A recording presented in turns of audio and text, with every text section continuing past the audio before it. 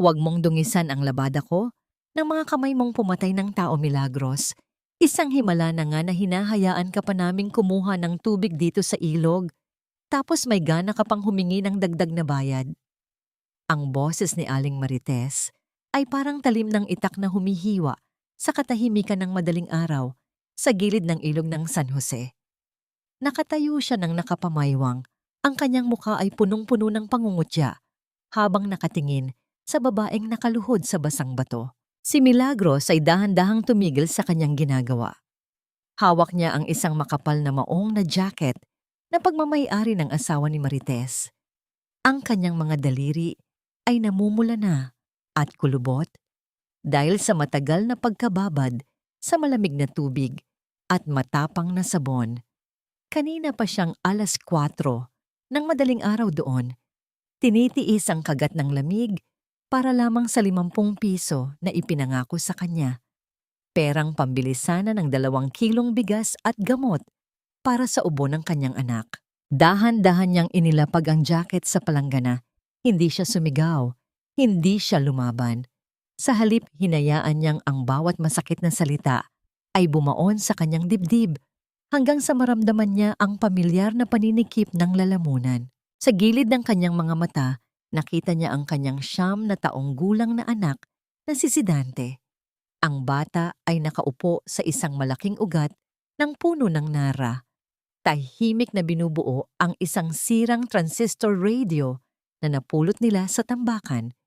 Hindi tumingala si Sidante, pero alam ni Milagros na naririnig ng anak ang bawat insulto. Ang maliit na balikat ng bata ay bahagyang nakakubli. Tila sinusubukang maging maliit hanggat maaari upang hindi mapansin ng malupit na mundo.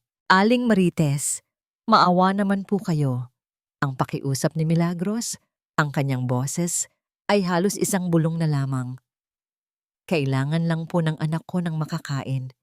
Alam ninyong hindi totoong may kasalanan ang asawa ko sa nangyaring aksidente 7 taon na ang nakalilipas.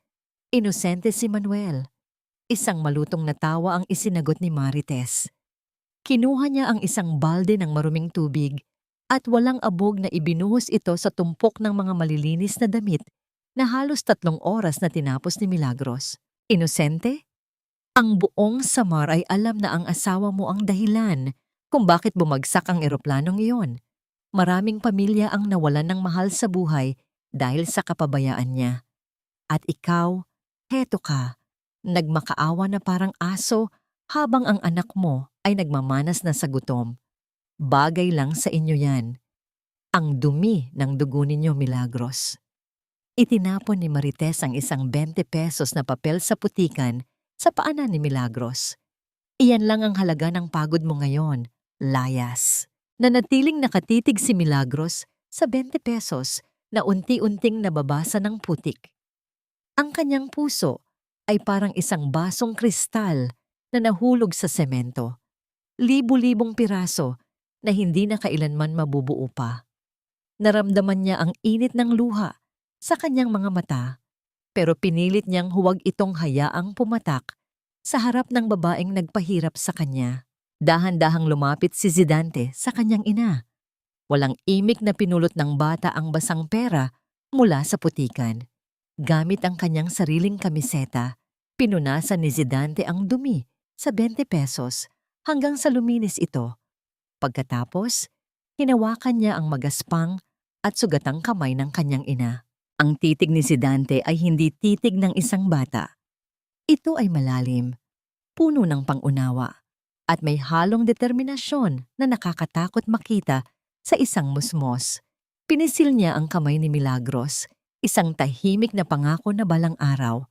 Ang bawat patak ng pawis at bawat luhang pinigil ay magkakaroon ng katarungan. Tumayo si Milagros at kinuha ang palanggana, kahit na ang kanyang mga tuhod ay nangangatog sa panghihina.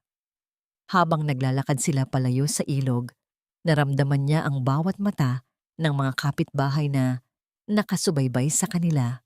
Mga matang puno ng paghatol, mga bulungan na parang mga bubuyog na may dalang lason. Ngunit ang mas matinding dagok ay naghihintay sa kanila sa tapat ng kanilang maliit na dampa. Isang makintab na itim na sasakyan ang nakaparada doon. Isang bagay na hindi nabibilang sa masukal at mahirap na bahagi ng bayang iyon. Bumaba ang salamin ng sasakyan at lumitaw ang mukha ni Arnaldo. Maayos ang kanyang suot. Amoy mamahaling pabango na humahalo sa amoy ng tuyong lupa. Ngumiti siya, ngunit ang kanyang mga mata ay nanatiling malamig at mapanuri. Milagros, balita ko ay nahihirapan ka na raw. Simula ni Arnaldo, ang boses niya ay malambot, pero puno ng nakatagong banta. Sayang ang bata. Matalino si Zidante, balita ko ay kaya niyang ayusin ang anumang makina. Huwag mo siyang hayaang mabulok dito sa hirap. Ibigay mo na siya sa akin. Ako ang magpapaaral sa kanya. Ako ang magbibigay sa kanya ng kinabukasan na hinding-hindi mo maibibigay kahit maglaba ka hanggang sa mamatay ka. Humigpit ang kapit ni Milagros sa balikat ng kanyang anak. Alam niya ang ibig sabihin nito. Gusto ni Arnaldo na ilayo sa kanya ang tanging dahilan kung bakit pa siya humihinga. Hinding-hindi ko ibibigay ang anak ko sa iyo, Arnaldo. Matigas na sagot ni Milagros. Alam natin ang totoo. Alam mo kung anong nangyari kay Manuel. Tumawa ng mahina si Arnaldo at isinara ang pinto ng sasakyan. Bago siya humarurot palayo, iniwan niya ang mga salitang tatatak sa isipan ni Milagros sa buong magdamag. Ang katotohanan ay para lamang sa mga may pera, Milagros. At ikaw, wala kang kahit na ano, kundi ang dangal mong butas-butas na. Naiwan ang mag-ina sa gitna ng usok ng sasakyan. Pumasok sila sa loob ng kanilang bahay, kung saan ang tanging palamuti ay ang kupas na litrato ni Manuel na nakasabit sa dingding na gawa sa nipa. Lumapit si Zidante sa litrato ng kanyang ama. Hinawakan niya ang frame at may ibinulong na hindi narinig ni Milagros. Sa sandaling iyon, ang katahimikan sa loob ng dampa ay mas masakit pa kaysa sa anumang sigaw. Gabi na nang maisipan nilang dalawa na dalawin ang puntod ni Manuel sa sementeryo ng bayan, ang tanging lugar kung saan nararamdaman nilang tanggap sila. Ngunit pagdating nila doon, halos gumuho ang mundo ni Milagros. Ang krus na gawa sa kahoy ay nakatumba at nabasag sa gitna.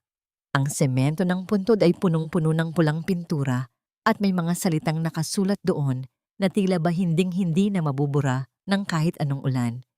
Kriminal, mamatay tao, salot. Napaluhod si Milagros sa harap ng binaboy na himlayan ng kanyang asawa.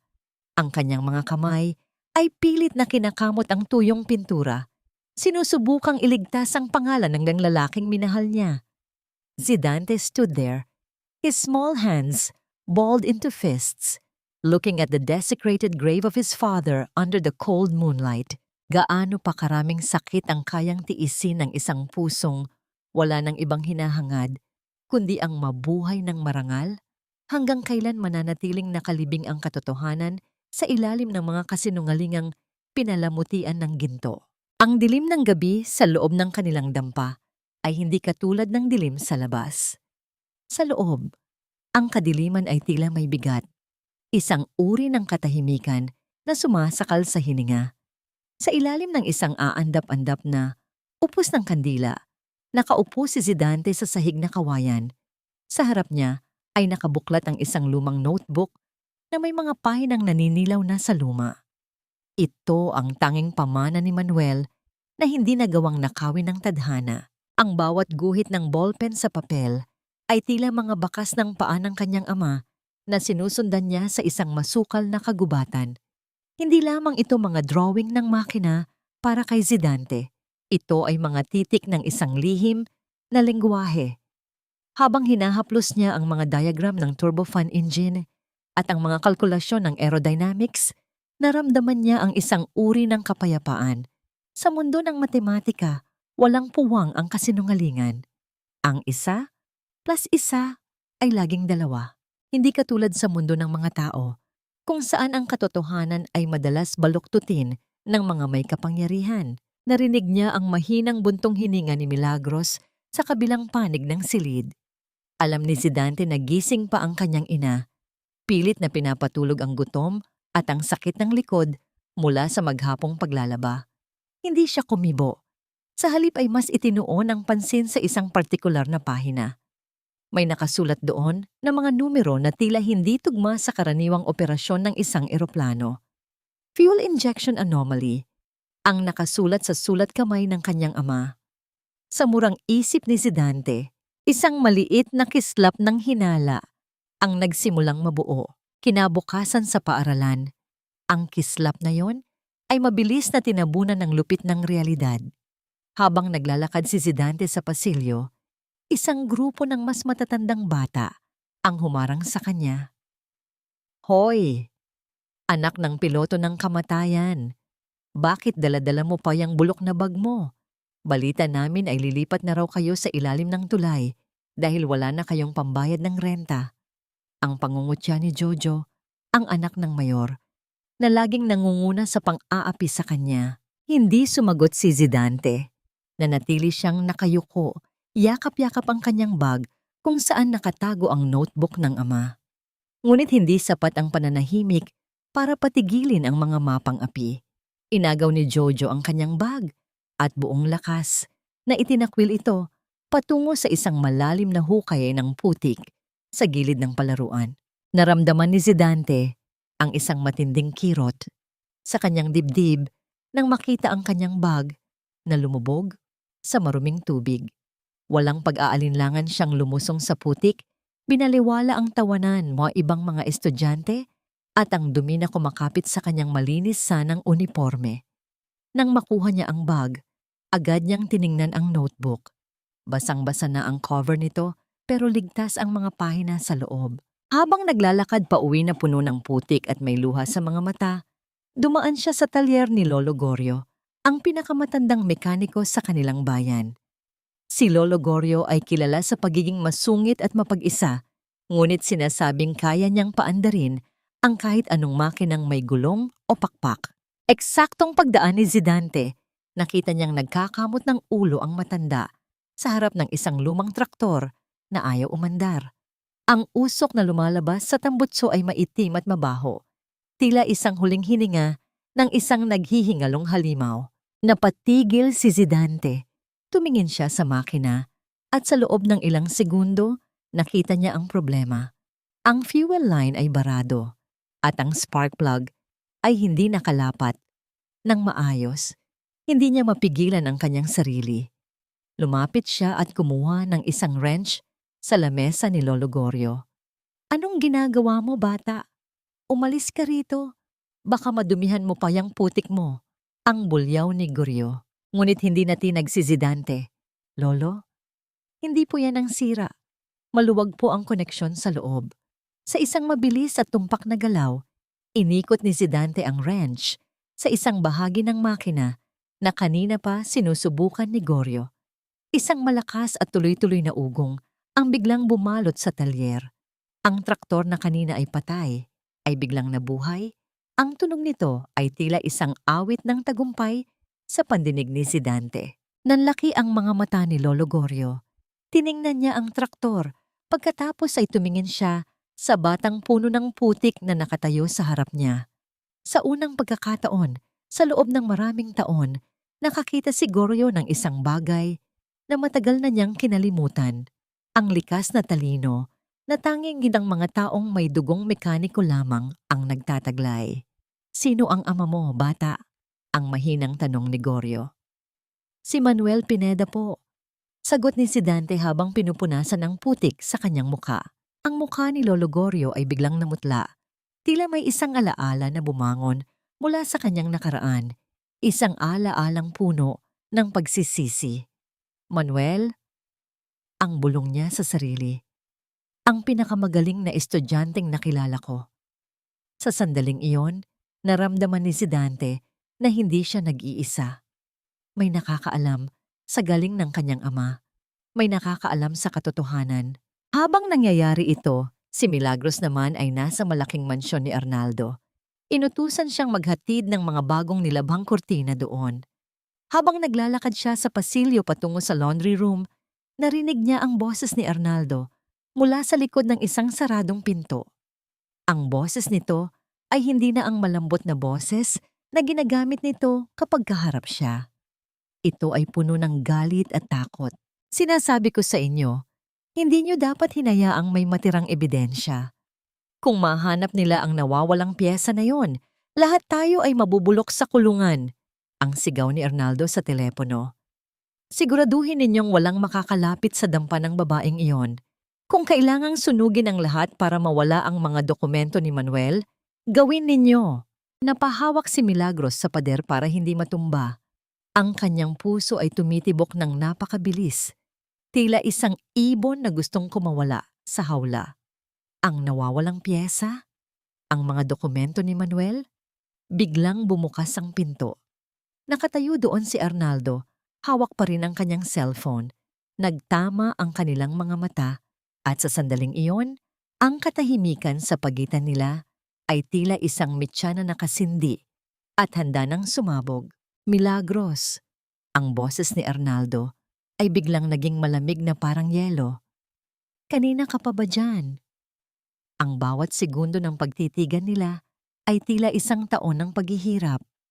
Alam ni Milagros na nalaman na niya ang isang bagay na maaaring pumatay sa kanya o kaya naman ay magligtas sa kanila. Ang hangin sa loob ng opisina ni Arnaldo ay tila nawalan ng oxygen. Nakatayo si Milagros. Ang kanyang mga kamay ay mahigpit na nakakapit sa basket ng mga nilabhang kurtina habang ang titig ni Arnaldo ay dahan-dahang gumagapang sa kanyang mukha. Malamig, mapanuri at puno ng panganib. Naitanong ko lang naman, Milagros, dahil parang nakakita ka ng multo. Ang wika ni Arnaldo. Ang kanyang boses ay bumalik sa malambot na tono, ngunit ang kislap sa kanyang mga mata ay hindi nagsisinungaling. Dahan-dahan siyang lumapit. Ang bawat hakbang ng kanyang mamahaling sapatos sa makintab na sahig ay lumilikha ng tunog na tila nagbibilang ng natitirang sandali ng kaligtasan ni Milagros. Wala po, sir. Katatapos ko lang pong ihatid ang mga kurtina. Ang sagot ni Milagros. Pinilit niyang patatagin ang kanyang boses kahit na ang kanyang tuhod ay tila gawa sa jelly. Aalis na ho ako. Sandali. Hinarang ni Arnaldo ang pinto gamit ang kanyang braso. Since nandito ka na rin lang, may gusto sana akong ipakita sa'yo. Para ito sa ikabubuti ninyo ni Zidante. Ipinatong ni Arnaldo ang isang makapal na folder sa kanyang lamesang gawa sa mahogany. Sa loob nito ay may isang dokumentong punong-puno ng mga legal na salita. Ito ay isang settlement agreement, Milagros. Kapag pinirmahan mo ito, bibigyan kita ng 5 milyong piso. Isang iglap. Hindi mo na kailangang maglaba sa ilog. Makakalipat kayo sa Maynila. Magkakaroon si Zidante ng pinakamagandang edukasyon. Nanlaki ang mga mata ni Milagros. 5 milyong piso. Para sa isang taong ang pinakamalaking hawak na pera ay 50 piso. Ang halagang yon ay parang isang panaginip. Ngunit habang binabasa niya ang mga huling talata, ang kanyang dugo ay tila naging yelo. Ako, si Milagros Pineda, ay kusang loob na tumatanggap na ang aking asawang, si Manuel Pineda, ay nagkasala ng kapabayaan at siya ang tanging sanhi ng pagbagsak ng Flight 714. Naramdaman ni Milagros ang isang matinding hapdi sa kanyang puso. Mas masakit pa kaysa sa anumang sampal. Tumingala siya kay Arnaldo. Gusto ninyong aminin ko ang kasalanang hindi naman ginawa ng asawa ko? Gusto ninyong ibenta ko ang dangal ni Manuel? Danggal? Isang mapait na tawa ang kumawala sa mga labi ni Arnaldo. Lumapit siya ng husto kay Milagros, sapat na para maamoy nito ang bango ng kanyang tobako. Milagros, be realistic. Ang dangal ay hindi nakakabusog. Look at you. Ang mga kamay mo ay puno ng sugat at kalyo. Ang anak mo ay kinukutya sa school. Ang dangal na sinasabi mo ang naglulubog sa inyo sa putik. Pirmahan mo na ito at malinis na ang lahat. Bibigyan kita ng bagong simula. Hindi ko ito pipirmahan. Ang matigas na sagot ni Milagros. Inilapag niya ang folder sa mesa nang may panginginig. Ang katotohanan ay hindi nabibili ng 5 milyon, Arnaldo. Alam kong may kinalaman ka sa nangyari. Narinig ko ang usapan mo sa telepono. Ang nawawalang piyesa, ang mga dokumento. Sa isang saglit, ang maskara ng pagiging mabuting kaibigan ni Arnaldo ay tuluyang natanggal. Ang kanyang mukha ay naging kasing pula ng nagbabagang uling. Bigla niyang hinablot ang braso ni Milagros, ang kanyang mga daliri ay bumaon sa manipis na balat nito. "Huwag kang magmalinis, Milagros. Isang hamak na labandera ka lang. Sino ang maniniwala sa'yo?" Ang bulyaw niya, ang laway niya ay tumatalsik sa mukha ni Milagros. Ang katotohanan ay kung ano ang dictates ko. Kung ayaw mong makuha ito sa santong dasalan, makukuha natin ito sa santong paspasan. Pinoprotektahan ko lang ang sarili ko. At kung kailangang apakan ko kayong mag-ina para manatiling malinis ang pangalan ko, gagawin ko. Buong lakas na tinulak ni Arnaldo si Milagros patungo sa pinto. Ang basket ng mga kortina ay tumapon sa sahig. Ang mga puting tela ay nagkalat tila mga bandila ng pagsuko na ayaw tanggapin ni Milagros. "Umalis ka na!" Ang sigaw ni Arnaldo. Pero tandaan mo ito, simula sa araw na ito, sisiguraduhin kong wala nang tatanggap sa'yo sa bayang ito. Kahit isang pirasong tinapay, hindi ka makakabili. Papanoorin kitang magmakaawa sa paanan ko habang nakikita mong namamatay sa gutom ang anak mo. Tumakbo si Milagros palabas ng mansyon, hindi pinapansin ang bawat patak ng ulan na nagsisimulang bumuhos mula sa langit. Ang bawat hakbang niya ay tila may kasabay na kidlat ng takot at galit. Nang makarating siya sa kanilang dampa, nakita niya si Zidante na naghihintay sa labas, basang-basa rin sa ulan. Hawak-hawak ang notebook ng kanyang ama. "Nanay, bakit ka umiiyak?" Ang tanong ni Zidante. Ang kanyang boses ay punong-puno ng pag-aalala. Niyakap ni Milagros ang kanyang anak ng napakahigpit. Tila ba ito ang kanyang tanging angkla sa gitna ng isang malakas na bagyo? "Zidante, tandaan mo ito. Kahit anong mangyari, huwag mong bibitawan ang notebook na yan. Iyan ang susi natin." Habang magkayakap ang mag-ina sa ilalim ng tumutulong bubong ng kanilang dampa, nakita ni Zidante ang isang itim na van na dahan-dahang dumadaan sa harap ng kanilang bahay. Ang mga ilaw nito ay nakatutok sa kanila. Tila mga mata ng isang lobo na naghihintay ng tamang pagkakataon para sumalakay. Sa loob ng van, isang lalaki, ang may hawak na lighter. Pinagmasdan niya ang tuyong dingding na gawa sa nipa ng bahay ni Milagros. Isang maliit na kislap ng apoy ang sumunog sa dulo ng isang posporo. "Gawin na ninyo," ang utos ni Arnaldo sa kabilang linya ng radyo. "Siguraduhin ninyong walang matitirang dokumento, kahit isang abo." Ang bawat butil ng ulan na tumatama sa butas-butas na bubong ng kanilang dampa ay tila mga luhang mula sa langit, malamig at walang katapusan. Sa loob, nakaupo si Milagros sa tabi ng kanilang maliit na kalan, pilit na pinagkakasya ang huling dakok ng malagkit na bigas at isang gadgad na niyog. Ito na ang huling bala nila laban sa gutom na kanina pa kumakalam sa sikmura ni Zidante. "Nay, bakit po wala nang nagpapalabas sa inyo?" Ang tanong ni Zidante ay parang isang tinik na bumaon sa puso ni Milagros. Nakita niya ang kanyang anak na nakasandal sa dingding. Ang kanyang mga mata ay tila mas lumalim dahil sa puyat at kakulangan sa pagkain. Huminga ng malalim si Milagros, pinipigilan ang panginginig ng kanyang boses. "Marami lang sigurong labahin ng mga tao sa bahay nila, anak. Huwag kang mag-alala. Gagawa tayo ng kakanin.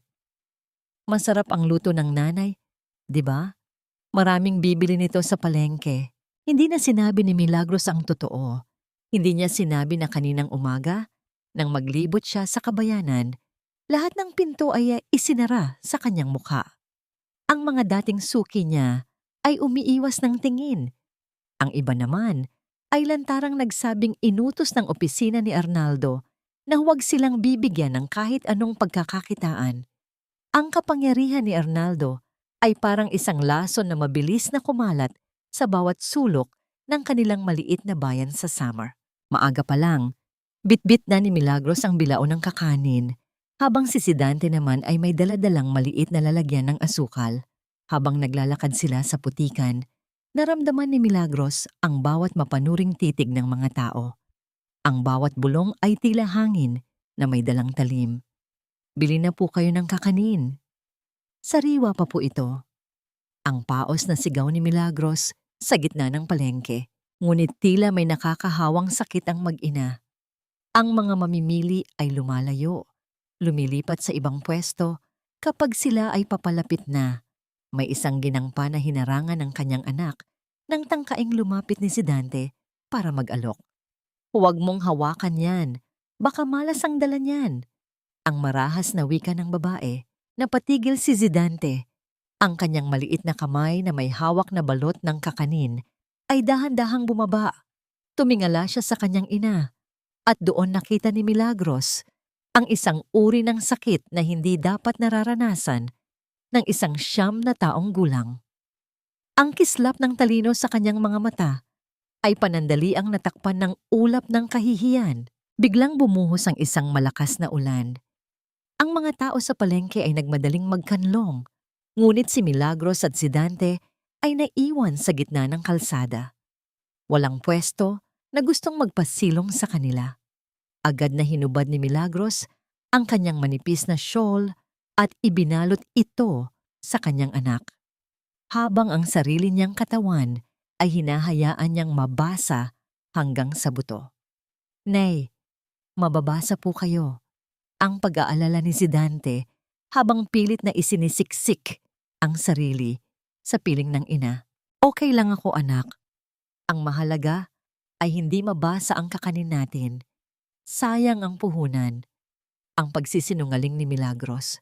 Ang totoo, hindi na niya nararamdaman ang lamig ng ulan dahil mas matindi ang lamig na nanunuot sa kanyang kaluluwa. Sa gitna ng ulan, isang matandang lalaki ang lumapit sa kanila. Walang imik nitong kinuha ang 3 balot ng kakanin at nag-abot ng 100 piso. Umuwi na kayo, Milagros. Masama ang panahon. Ang mahinang wika nito. Iyon ay si Lolo Gorio, ang tanging tao na hindi natatakot sa anino ni Arnaldo. Isang maliit na ngiti ang sumilay sa mga labi ni Milagros. Isang kislap ng pag-asa sa gitna ng dilim. Nang mag-agaw na ang dilim at liwanag, dahan-dahang naglakad ang mag-ina pabalik sa kanilang dampa. Pagod, basa, at nangangatog sa lamig. Ang tanging pangarap ni Milagros ay makahiga sa banig kasama ang kanyang anak. Ngunit nang makarating sila sa tapat ng kanilang pinto, napatigil silang dalawa. Ang mahinang tunog ng pagpihitit ng hangin ay nagdala ng isang puting bagay na nakadikit sa kanilang pintuan. Ito ay isang malaking puting sobre, selyado ng pulang wax, at walang nakasulat na pangalan ng nagpadala. Ang pagkakadikit nito ay tila isang babala, o kaya naman ay isang paanyaya sa panganib. Dahan-dahang iniabot ni Milagros ang kanyang nanginginig na kamay para kunin ang sobre. Ang lamig ng papel ay tila kuryenteng gumuhit sa kanyang palad. Sa loob ng dampa, habang ang tanging liwanag ay mula sa isang maliit na gasera, binuksan ni Milagros ang selyo. Walang sulat sa loob.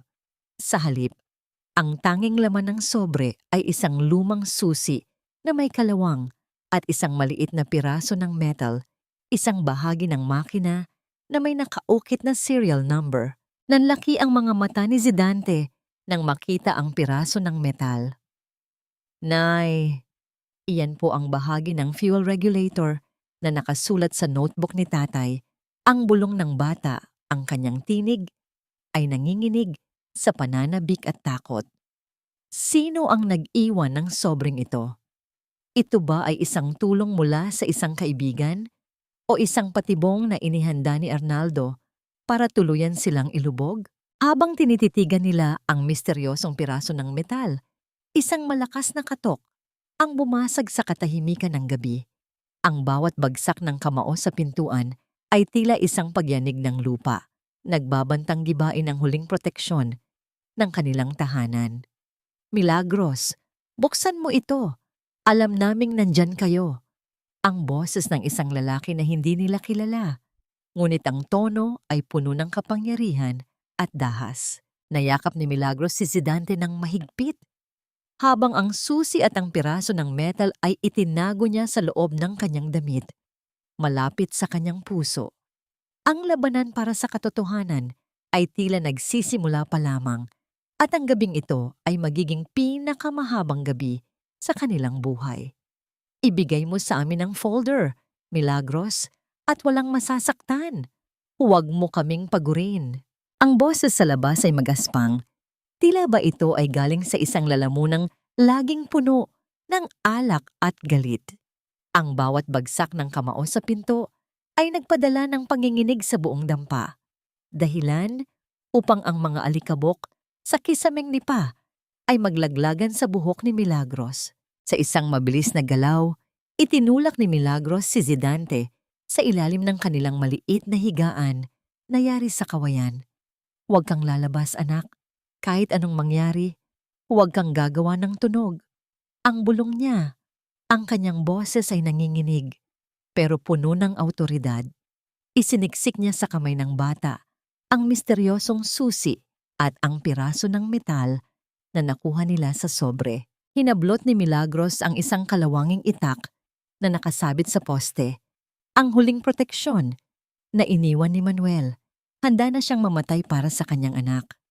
Ngunit bago pa man magawang gibain ng mga lalaki ang pinto, isang matanda, ngunit matigas na boses ang bumasag sa kaguluhan. Anong kaguluhan ito sa gitna ng gabi? Gusto niyo bang tawagin ko ang buong barangay? Narinig ni Milagros ang mabibigat na hakbang sa labas na dahan-dahang lumalayo. Iyon ang boses ni Lolo Gorio.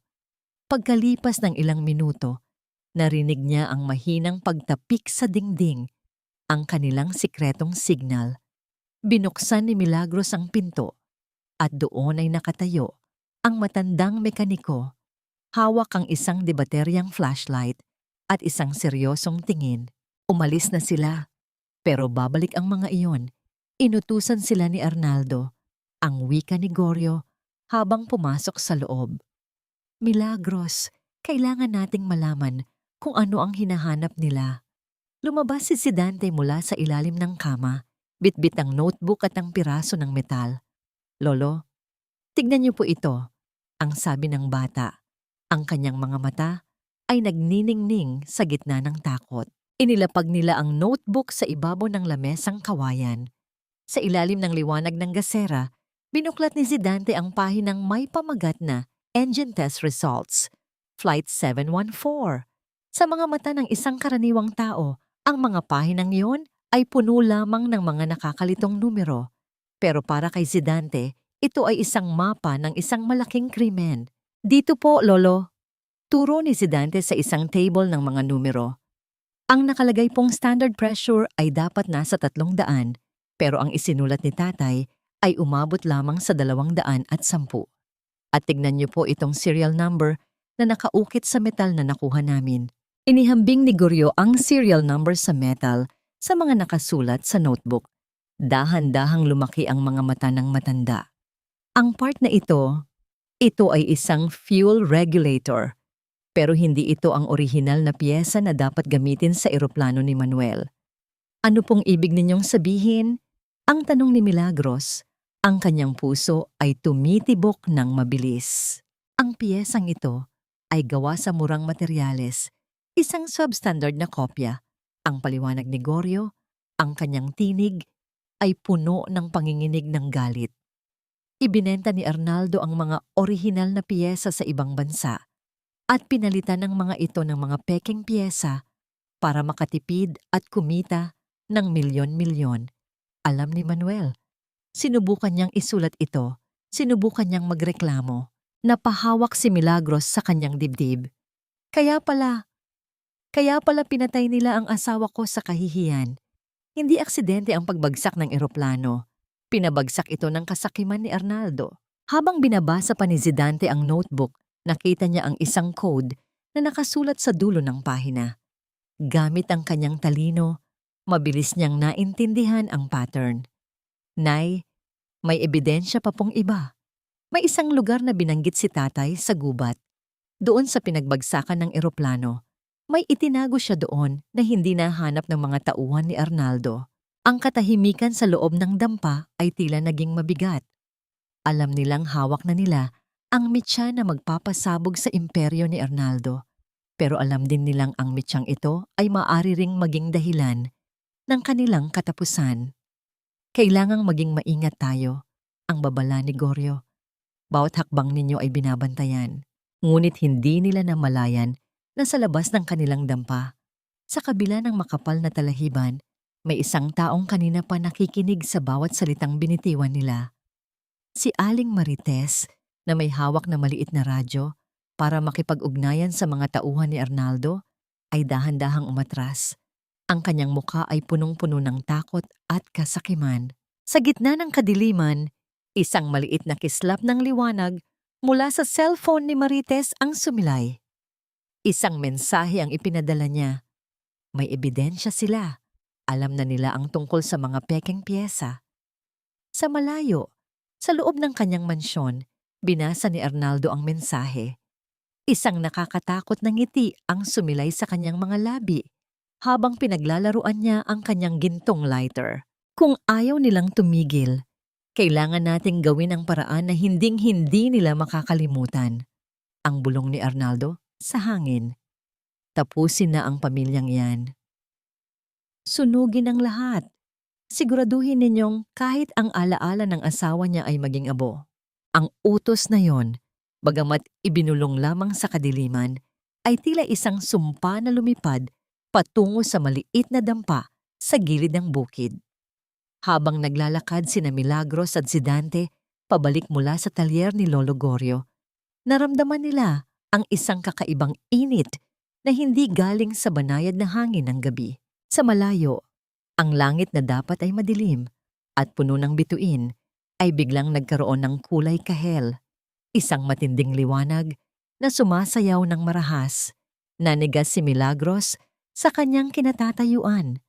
Ang basket na hawak niya ay dahan-dahang nalaglag dahilan upang magkalat sa putikan ang iilang piraso ng tinapay na ibinigay ni Goryo. Nay, ang bahay natin, ang boses ni si Dante ay parang isang marupok na sinulid na biglang naputol. Tumakbo si Milagros. Ang bawat hakbang niya sa maputik na daan ay tila isang pakikipagkarera sa kamatayan. Nang marating nila ang tapat ng kanilang dampa, wala na silang nagawa kundi ang mapaluhod. Ang apoy ay parang isang gutom na halimaw na nilalamon ang bawat hibla ng nipa at kawayan. Ang tunog ng pagkabali ng mga poste ay tila mga butong dumadaing sa sakit. Manuel! Ang mga gamit ni Manuel! Ang sigaw ni Milagros. Tangka niyang lundagin ang naglalagablab na pintuan, ngunit mabilis siyang nayakap ni si Dante sa baywang. Nay, huwag po. Delikado. Ang pagsusumamo ng bata. Ang kanyang mga mata ay sumasalamin sa malupit na apoy. Ang init ay humahapdi sa kanilang balat. At ang maitim na usok ay dahan-dahang sumasakal sa kanilang hininga. Pinanood ni Milagros kung paano lamunin ng apoy ang litrato ni Manuel, ang huling baro nito na maingat niyang itinago, at ang lahat ng pangarap na binuo nila sa loob ng maliit na espasyong yon. Ang lahat ng kanilang pinaghirapan, ang lahat ng kanilang tinago laban sa bagyo at ulan, ay naglalaho na ngayon sa loob ng ilang minuto. Sa kabila ng ingay ng apoy, naramdaman ni Milagros ang presensya ng ibang tao. Sa di kalayuan, nakatayo ang kanilang mga kapitbahay. Nakita niya si Aling Marites na nakatingin lamang, walang bitbit na balde ng tubig, walang bakas ng pag-aalala. Ang ilan ay bumubulong, ang ilan ay umiiling, ngunit walang sinuman ang humakbang para tumulong. Ang kanilang katahimikan ay mas masakit pa kaysa sa init ng apoy. Ito ang katahimikan ng mga taong naniniwalang nararapat lamang ang trahedyang ito sa pamilya ng isang kriminal. Biglang naalala ni Dante ang notebook. Napahawak siya sa kanyang maliit na backpack na mahigpit niyang yakap-yakap sa kanyang dibdib. Naramdaman niya ang matitigas na pahina sa loob. Ito na lamang ang natira. Ito na lamang ang kanilang sandata. Nang tuluyang gumuho ang bubong at maging isang tumpok na lamang ng nagbabagang uling ang kanilang tahanan, ang ulan ay biglang pumatak. Isang mapait na biro mula sa tadhana. Dumating ang tubig kung kailan wala na ang dapat iligtas. Nakaluhod si Milagros sa gitna ng basang lupa. Ang kanyang mukha ay punong-puno ng uling at luha. Ang kanyang mga kamay ay dahan-dahang kumuha ng isang dako ng abo. Ito na ang natitira sa 7 taon niyang pagtitiis. Ang kanyang puso ay tila naging isang hungkag na kuweba, malamig at walang laman. Wala na, Zidante. Wala na tayong matutuluyan. Ang bulong ni Milagros, ang kanyang boses ay tila isang patay na dahon na tinatangay ng hangin. Tumayo si Zidante at lumapit sa kanyang ina. Hinaplos niya ang basang buhok ni Milagros. Nandito pa po ako, Nay. Nandito pa po ang notebook ni Tatay. Hindi po nila tayo matatalo hanggat hindi tayo sumusuko. Naglakad sila palayo sa abo ng kanilang kahapon. Sinubukan nilang kumatok sa pintuan ng simbahan, ngunit ang kura paroko ay wala roon at ang mga tauhan ay nag-alinlangang patuloyin sila dahil sa utos ng munisipyo. Sinubukan nilang sumilong sa waiting shed, ngunit mabilis silang pinaalis ng mga tanod dahil bawal daw ang vagrants doon. Bawat pinto na kanilang nilalapitan ay tila nagiging pader. Bawat mukha na kanilang nakikita ay tila nagiging bato. Ang buong bayan ay tila nakikipagsabwatan kay Arnaldo para ibaon sila ng buhay sa limot. Napadpad ang kanilang mga paa sa ilalim ng isang malaking puno ng acacia sa tabi ng kalsada. Doon, sa gitna ng dilim at lamig ng gabi, naupo ang mag-ina. Yakap ni Milagros si Zidante para bigyan ito ng init habang ang ulan ay patuloy na tumatama sa kanilang mga likod. Nay, tingnan niyo po, bulong ni Zidante. Mula sa madilim na bahagi ng kalsada, isang pares ng mga ilaw ng sasakyan ang dahan-dahang lumalapit. Hindi ito ang makintab na sasakyan ni Arnaldo. Ito ay isang lumang diip na umuugong ang makina at tila hihinto na sa bawat sandali. Tumigil ang sasakyan sa tapat nila. Bumukas ang pinto at lumabas ang isang bulto ng tao na may hawak na malaking payong. Sa ilalim ng madilim na anino, nakita ni Milagros ang mukha ni Lolo Gorio. Ang kanyang mga mata ay punong-puno ng galit sa nakitang kalagayan ng mag-ina, ngunit may kasama itong matinding determinasyon. Sumakay na kayo, ang maikling wika ni Gorio. Hindi nila pwedeng gawin ito sa pamilya ni Manuel. Sumakay ang mag-ina sa lumang diip. Habang paalis sila, lumingon si Zidante sa huling pagkakataon sa abo ng kanilang bahay.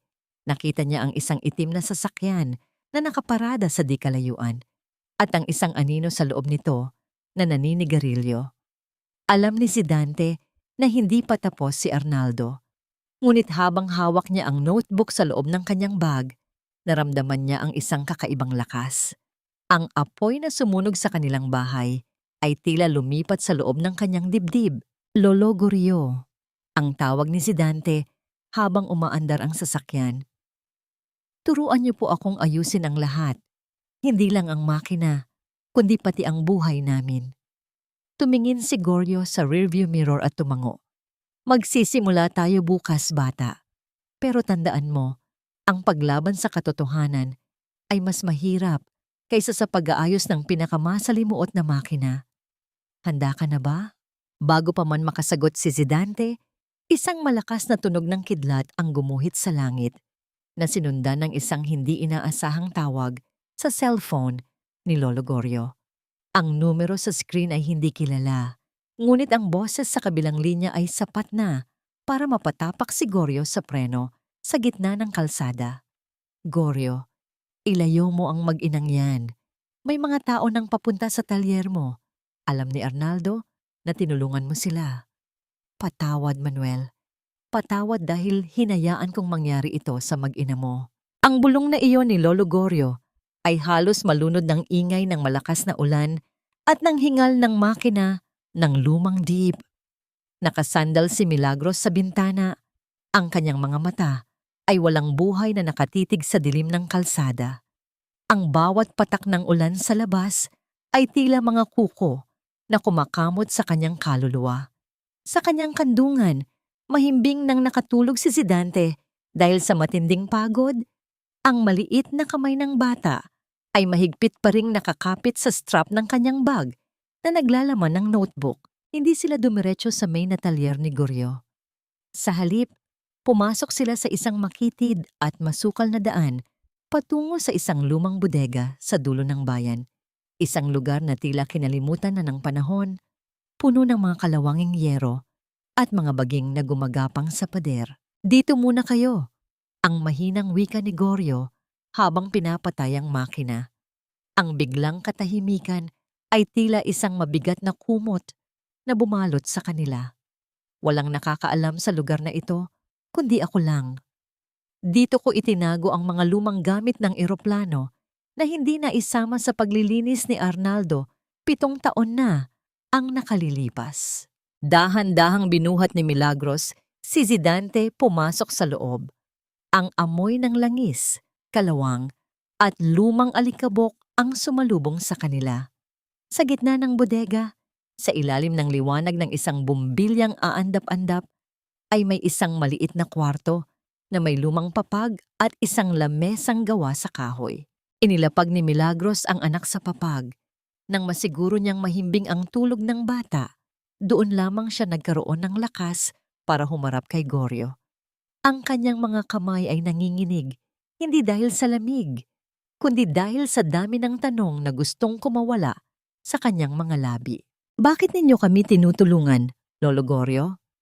Ang tanong ni Milagros. Ang kanyang boses ay tila isang tuyong dahon na nadurog. Sa loob ng 7 taon, isa kayo sa mga taong umiiwas sa amin. Isa kayo sa mga nanahimik habang nilalapastangan ang pangalan ng asawa ko. Yumuko si Goryo. Ang bawat gatla sa kanyang mukha ay tila mas lumalim sa ilalim ng madilaw na liwanag. Dahil duwag ako, Milagros. Dahil ako ang chief inspector na nag-check sa flight 714 bago ito lumipad. Nakita ko ang mga pekeng pyesa. Sinabi ko kay Arnaldo, pero tinakot niya ako.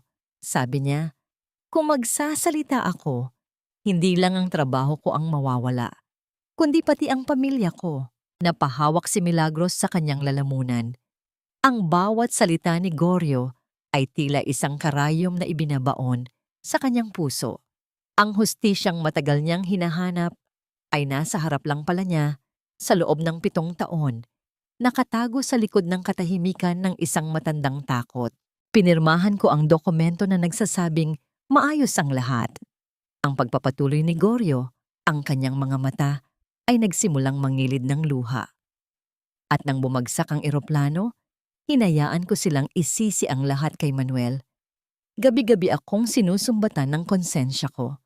Bawat ugong ng eroplano sa langit ay tila boses ni Manuel na nagtatanong kung bakit ko siya pinabayaan.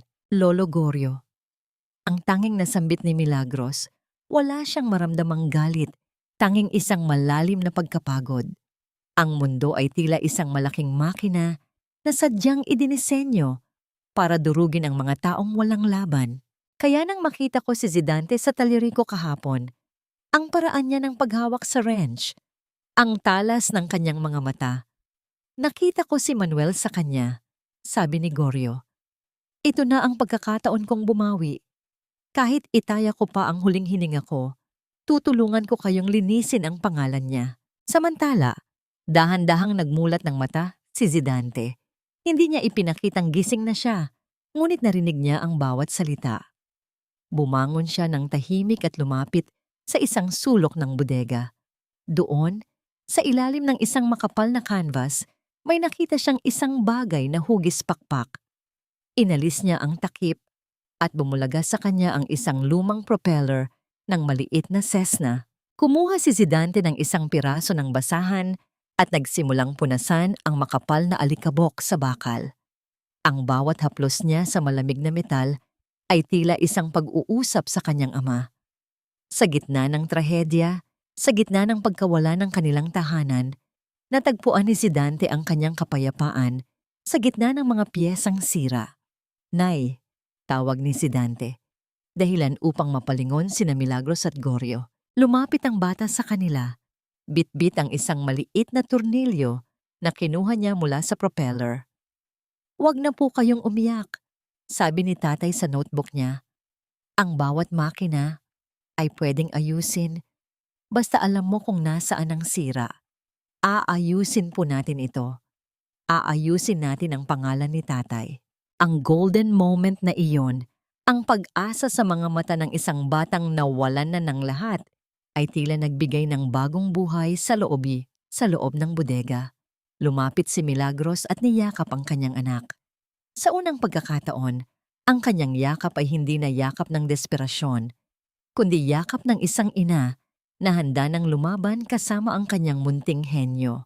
Ngunit sa labas, ang ulan ay unti-unti nang tumitigil at ang katahimikan ng gabi ay muling nabasag ng tunog ng gulong ng sasakyan na dahan-dahang dumadaan sa harap ng bodega. Isang itim na sasakyan, patay ang mga ilaw, tila isang anino na naghahanap ng biktima. Tumayo si Goryo at kinuha ang kanyang lumang baril sa ilalim ng lamesa. "Nandito na sila," ang mahina niyang wika. "Paano nila tayo nahanap?" Ang tanong ni Milagros na puno ng takot. Tumingin si Goryo sa bintana at nakita ang isang pamilyar na anino sa tabi ng itim na sasakyan.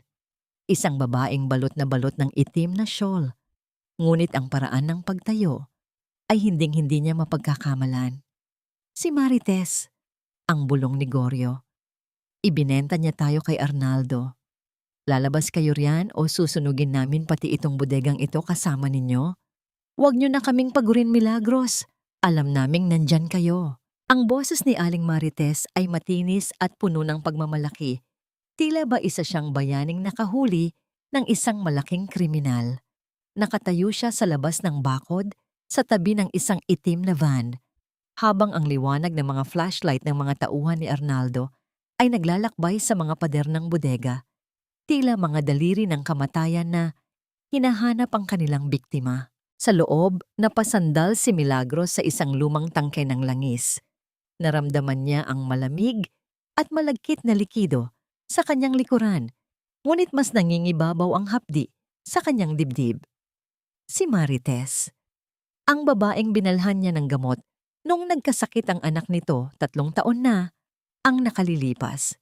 Ang kapitbahay na binibigyan niya ng libreng kakanin kapag wala itong pambili ng merienda. Ang lahat ng kabutihang ipinakita niya ay tila naging abo na nilipad ng hangin dahil sa ilang libong pisong ipinangako ni Arnaldo. "Utang na loob, Marites." Ang bulong ni Milagros sa sarili. Ang kanyang boses ay nanginginig sa pagitan ng galit at panghihinayang. Paano mo nagawang ibenta ang kaisa-isang pamilyang itinuring kang kaibigan? Hinawakan ni si Dante ang kamay ng kanyang ina. Nararamdaman ng bata ang mabilis na tibok ng pulso ni Milagros, tila isang kumpas ng takot na hindi tumitigil. Ngunit sa halip na manginig, mas hinigpitan ni si Dante ang hawak. Ang kanyang mga mata ay nanatiling nakatitig sa pinto, naghihintay, nag-iisip. Sa murang isip ng bata, unti-unti niyang naiintindihan na ang pinakamalakas na kalaban ay hindi ang mga taong may baril, kundi ang mga taong may maitim na budhi. Lumapit si Lolo Goryo sa pinto. Hawak ang kanyang lumang baril, ngunit hindi niya ito itinaas. Huminga siya ng malalim at dahan-dahang binuksan ang isang maliit na bintanang bakal. "Marites, umalis na kayo!" ang sigaw ni Goryo. "Nakalimutan mo na ba kung paano ka tinulungan ni Manuel noon? Si Manuel ang nagbayad ng matrikula ng anak mo para hindi ito matanggal sa eskwelahan. Iyan ba ang sukli mo sa kanya? Ang ipahamak ang mag-ina niya?" Saglit na natahimik ang paligid. Ang tanging naririnig ay ang patak ng tubig mula sa tumutulong bubong at ang malayo at banayad na ugong ng dagat. Nakita ni Milagros mula sa siwang ng pinto ang pagbabago sa mukha ni Marites. Ang kislap ng kasakiman sa mga mata nito ay panandaliang napalitan ng isang anino ng pag-aalinlangan. Napatingin si Marites sa kanyang mga kamay na may hawak na makapal na sobre ng pera, ang kabayaran sa kanyang pagtataksil. "Wala akong pakialam, Goryo."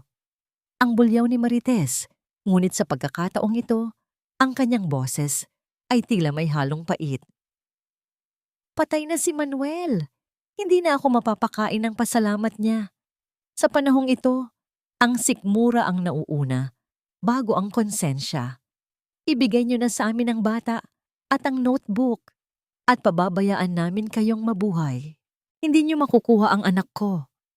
Ang sigaw ni Milagros habang lumalapit sa pinto. Ang kanyang lakas ay tila bumalik dahil sa pagmamahal sa anak. Kahit patayin niyo pa ako, hinding-hindi niyo mahahawakan si Zidante. Isang malakas na tunog ng pagbagsak ng bakal ang narinig mula sa gilid ng bodega. Sinisimulan na ng mga tauhan ni Arnaldo na gibain ang pader gamit ang isang malaking maso. Ang bawat pagtama ng bakal sa semento ay tila isang pagyanig na nagpapalaglag sa mga alikabok at kalawang mula sa kisame. Milagros, makinig ka. Ang mahinang wika ni Goryo habang hinihila ang mag-ina patungo sa likurang bahagi ng bodega. May isang lumang daanan sa ilalim ng mga makina rito. Patungo yon sa sapa sa likod. Kailangan ninyong makalabas habang nililibang ko sila. Paano kayo, Lolo Goryo? Ang tanong ni Zidante, ang kanyang boses ay puno ng pag-aalala. Ngumiti ang matanda, isang ngiting puno ng pagtanggap at pagsisisi na sa wakas ay nabura na. Ito na ang paraan ko para makabayad kay Manuel, Zidante. Ang notebook ang pinakamahalaga. Huwag mong hahayaang makuha nila iyan. Dahan-dahang binuksan ni Goryo ang isang mabigat na takip ng kanal na natatakpan ng mga lumang gulong. Isang madilim at mabahong daanan ang bumulaga sa kanila. Ngunit para kay Milagros, iyon ang tanging daan patungo sa kalayaan. Patawad sa lahat, Milagros. Ang huling wika ni Goryo bago niya tinulungan ang mag-ina na bumaba sa madilim na lagusan. Nang maisara ni Goryo ang takip, humarap siya sa pinto ng bodega. Naririnig na niya ang pagkasira ng mga bisagra. Inilapag niya ang kanyang baril sa lamesa at naupo ng tuwid. Hindi na siya lalaban gamit ang bala. Lalaban siya gamit ang katotohanan na matagal niyang ikinubli. Sa labas, isang malakas na busina ang bumasag sa kaguluhan. Isang mamahaling itim na kotse ang huminto at bumaba si Arnaldo. Maayos ang kanyang suot. Tila ba pupunta siya sa isang selebrasyon. Goryo, alam kong nandyan ka. Ang wika ni Arnaldo sa pamamagitan ng isang megaphone. Bukas ng umaga, inanunsyo ko na ang engranding press conference para sa paglulunsad ng aking bagong airline, ang Arnaldo Air. Gusto kong nandoon ka. Gusto kong ikaw ang magpatunay sa harap ng buong mundo na ang mga piyesang ginagamit ko ay ligtas. Gawin mo yun at bibigyan ko ang pamilya mo ng buhay na hindi mo kailanman naibigay sa kanila. Sa loob ng madilim na lagusan, naririnig ni Milagros ang boses ni Arnaldo. Naramdaman niya ang dumi at putik na kumakapit sa kanyang katawan. Ngunit ang mas matinding nararamdaman niya ay ang bigat ng desisyong kailangan niyang gawin.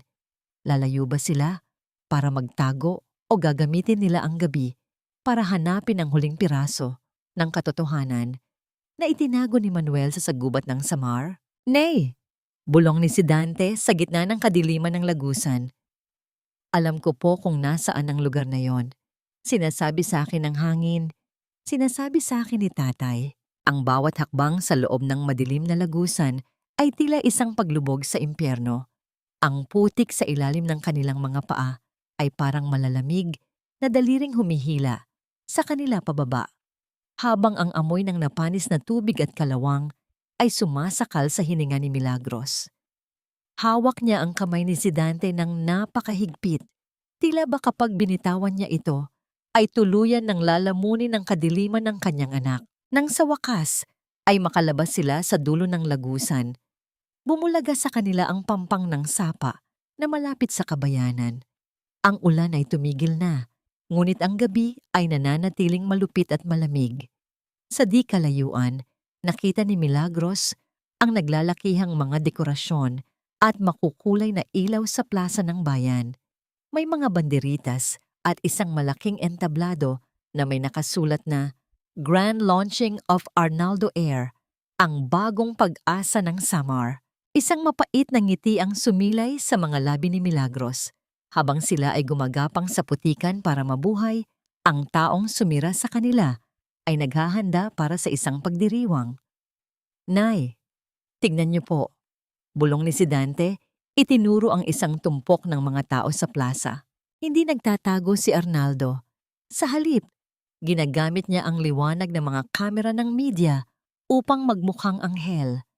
Habang naglalakad ang mag-ina sa gilid ng karamihan, umaasang makakalusot sila patungo sa gubat.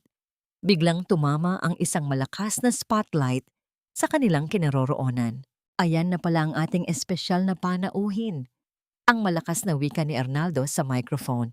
Ang kanyang boses ay umalingaw-ngaw sa buong plaza, dahilan upang lumingon ang lahat ng tao, ang mga kapitbahay na kumutya sa kanila, ang mga opisyal ng bayan, at ang mga reporter mula sa Maynila. Nanigas si Milagros. Nakita niya ang sarili at ang kanyang anak sa malaking screen sa gilid ng entablado. Marumi, basa, at mukhang mga pulubi sa gitna ng karangyaan. Dahan-dahang lumapit si Arnaldo sa kanila. May dalang isang grupo ng mga photographer.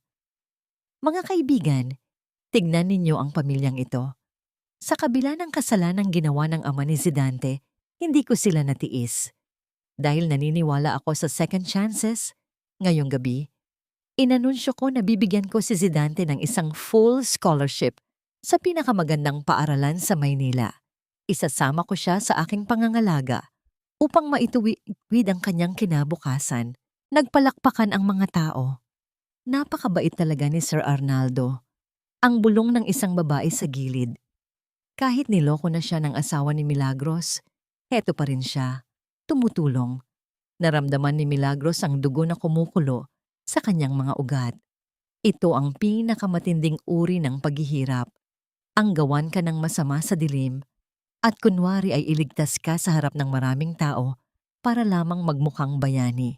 Lumapit si Arnaldo kay Zidante at tinangkang hawakan ang balikat ng bata. Halika na, Zidante! Iwan mo na ang putik ng Samar. Sumama ka sa akin sa Maynila at gagawin kitang isang mahusay na engineer gaya ng pangarap ng iyong ama. Bago pa man mahawakan ni Arnaldo ang bata, humarang si Milagros sa isang mabilis na galaw na hinding-hindi inaasahan ng sinuman. Isang malakas na tunog ng palad ang dumapo sa pisngi ni Arnaldo. Ang katahimikan sa plaza ay tila naging isang mabigat na pader. Ang bawat bulong ay tumigil. Ang mga kamera ay nanatiling nakatutok sa namumulang pisngi ng makapangyarihang negosyante. Huwag mong gagamitin ng pangalan ng asawa ko para sa iyong kasinungalingan, Arnaldo. Ang sigaw ni Milagros, ang kanyang boses ay buo at walang takot. Ang anak ko ay hindi mo magiging hostage. Alam ko ang totoo. Alam ko ang tungkol sa mga pekeng piyesa. Alam ko na ikaw ang pumatay kay Manuel at sa lahat ng mga pasahero ng flight 714. Nagkaroon ng bulungan sa karamihan. Ang mukha ni Arnaldo ay dahan-dahang nagbago. Ang mapagpanggap na ngiti ay napalitan ng isang madilim at nakakatakot na titig. Dahan-dahan niyang pinunasan ang kanyang pisngi. Milagros, tila nawawala ka na sa iyong sarili dahil sa hirap. Ang mahinahong wika ni Arnaldo, ngunit may talim ang bawat salita. Gusto ko lang tulungan ang anak mo, pero kung ayaw mo, hindi kita pipilitin. Sayang. Ang pagkakataong ito ang sana ay magliligtas sa inyo sa gutom. Lumingon si Arnaldo sa mga pulis na nakatayo sa gilid. Dalhin niyo na muna sila sa presinto. Mukhang kailangan ni Milagros ng pahinga at baka may kinalaman din sila sa pagkakasunog ng sarili nilang bahay para makakuha ng simpatiya. Habang pinaliligiran sila ng mga pulis, nakita ni Zidante ang notebook na dahan-dahang nalalaglag mula sa kanyang bag dahil sa gulo. Isang lalaking nakauniforme ang nagtangkang apakan ito. Nay, ang notebook. Ang tili ni Zidante. Sa gitna ng kaguluhan, isang matandang kamay ang mabilis na kumuha sa notebook. Bago pa man ito madumihan. Ito ay si Lolo Gorio, na kanina pa pala nakahalubilo sa karamihan. Duguan ng noo, ngunit buhay. Nagtagpo ang mga mata nila ni Milagros. Isang tahimik na senyas ang ibinigay ng matanda. Tumakas na kayo habang kaya nyo pa. Zidante, takbo! Ang huling sigaw ni Milagros bago siya tuluyang hawakan ng 2 pulis sa braso. Ngunit sa halip na tumakbo palayo, tumakbo si Zidante patungo sa gitna ng entablado. Kinuha ang microphone na naiwan ni Arnaldo at isinigaw ang mga salitang nagpatahimik sa buong probinsya. Hindi po baliw ang nanay ko at hindi po aksidente ang nangyari sa tatay ko. Arnaldo Air Flight 700 at 14. Tignan ninyo ang fuel regulator. Bukas, sa paglipad ng bagong eroplano ni Arnaldo, mangyayari ang parehong trahedya dahil ang mga piyesa niya ay gawa sa kasinungalingan. Ang bawat tao sa plaza ay napatingala sa malaking eroplano ni Arnaldo na nakaparada sa di kalayuan, handa na para sa demo flight bukas. Isang malamig na hangin ang umihip, tila nagdadala ng babala mula sa mga kaluluwang pumanaw na. Mabulok kayo riyan, Milagros. Diyan kayo nararapat. Sa dilim, kung saan walang makakarinig sa inyo. Huwag ninyong asahan na may darating na sasagip sa inyo. Dahil sa bayang ito, ang boses ko, ang batas. Ang mga salitang iyon ni Arnaldo ay tila mga uod na gumagapang sa loob ng selda ng presinto kung saan nakakulong sina Milagros at si Dante. Ang amoy ng basang semento at kalawang ay humahalos sa amoy ng ihi at lumang alikabok. Nakaupo si Milagros sa malamig na sahig. Ang kanyang mga braso ay nakapulupot kay Zidante na mahimbing na sana ang tulog kung hindi lang dahil sa lamig na nanunuot sa kanilang mga buto.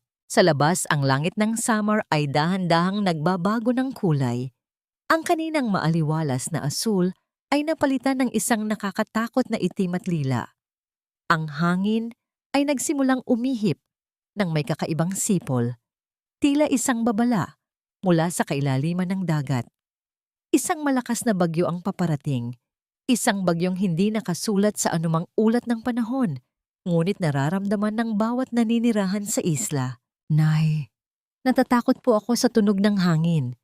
Bulong ni Zidante, ang kanyang maliit na katawan ay nanginginig sa loob ng yakap ni Milagros. Huwag kang matakot, anak.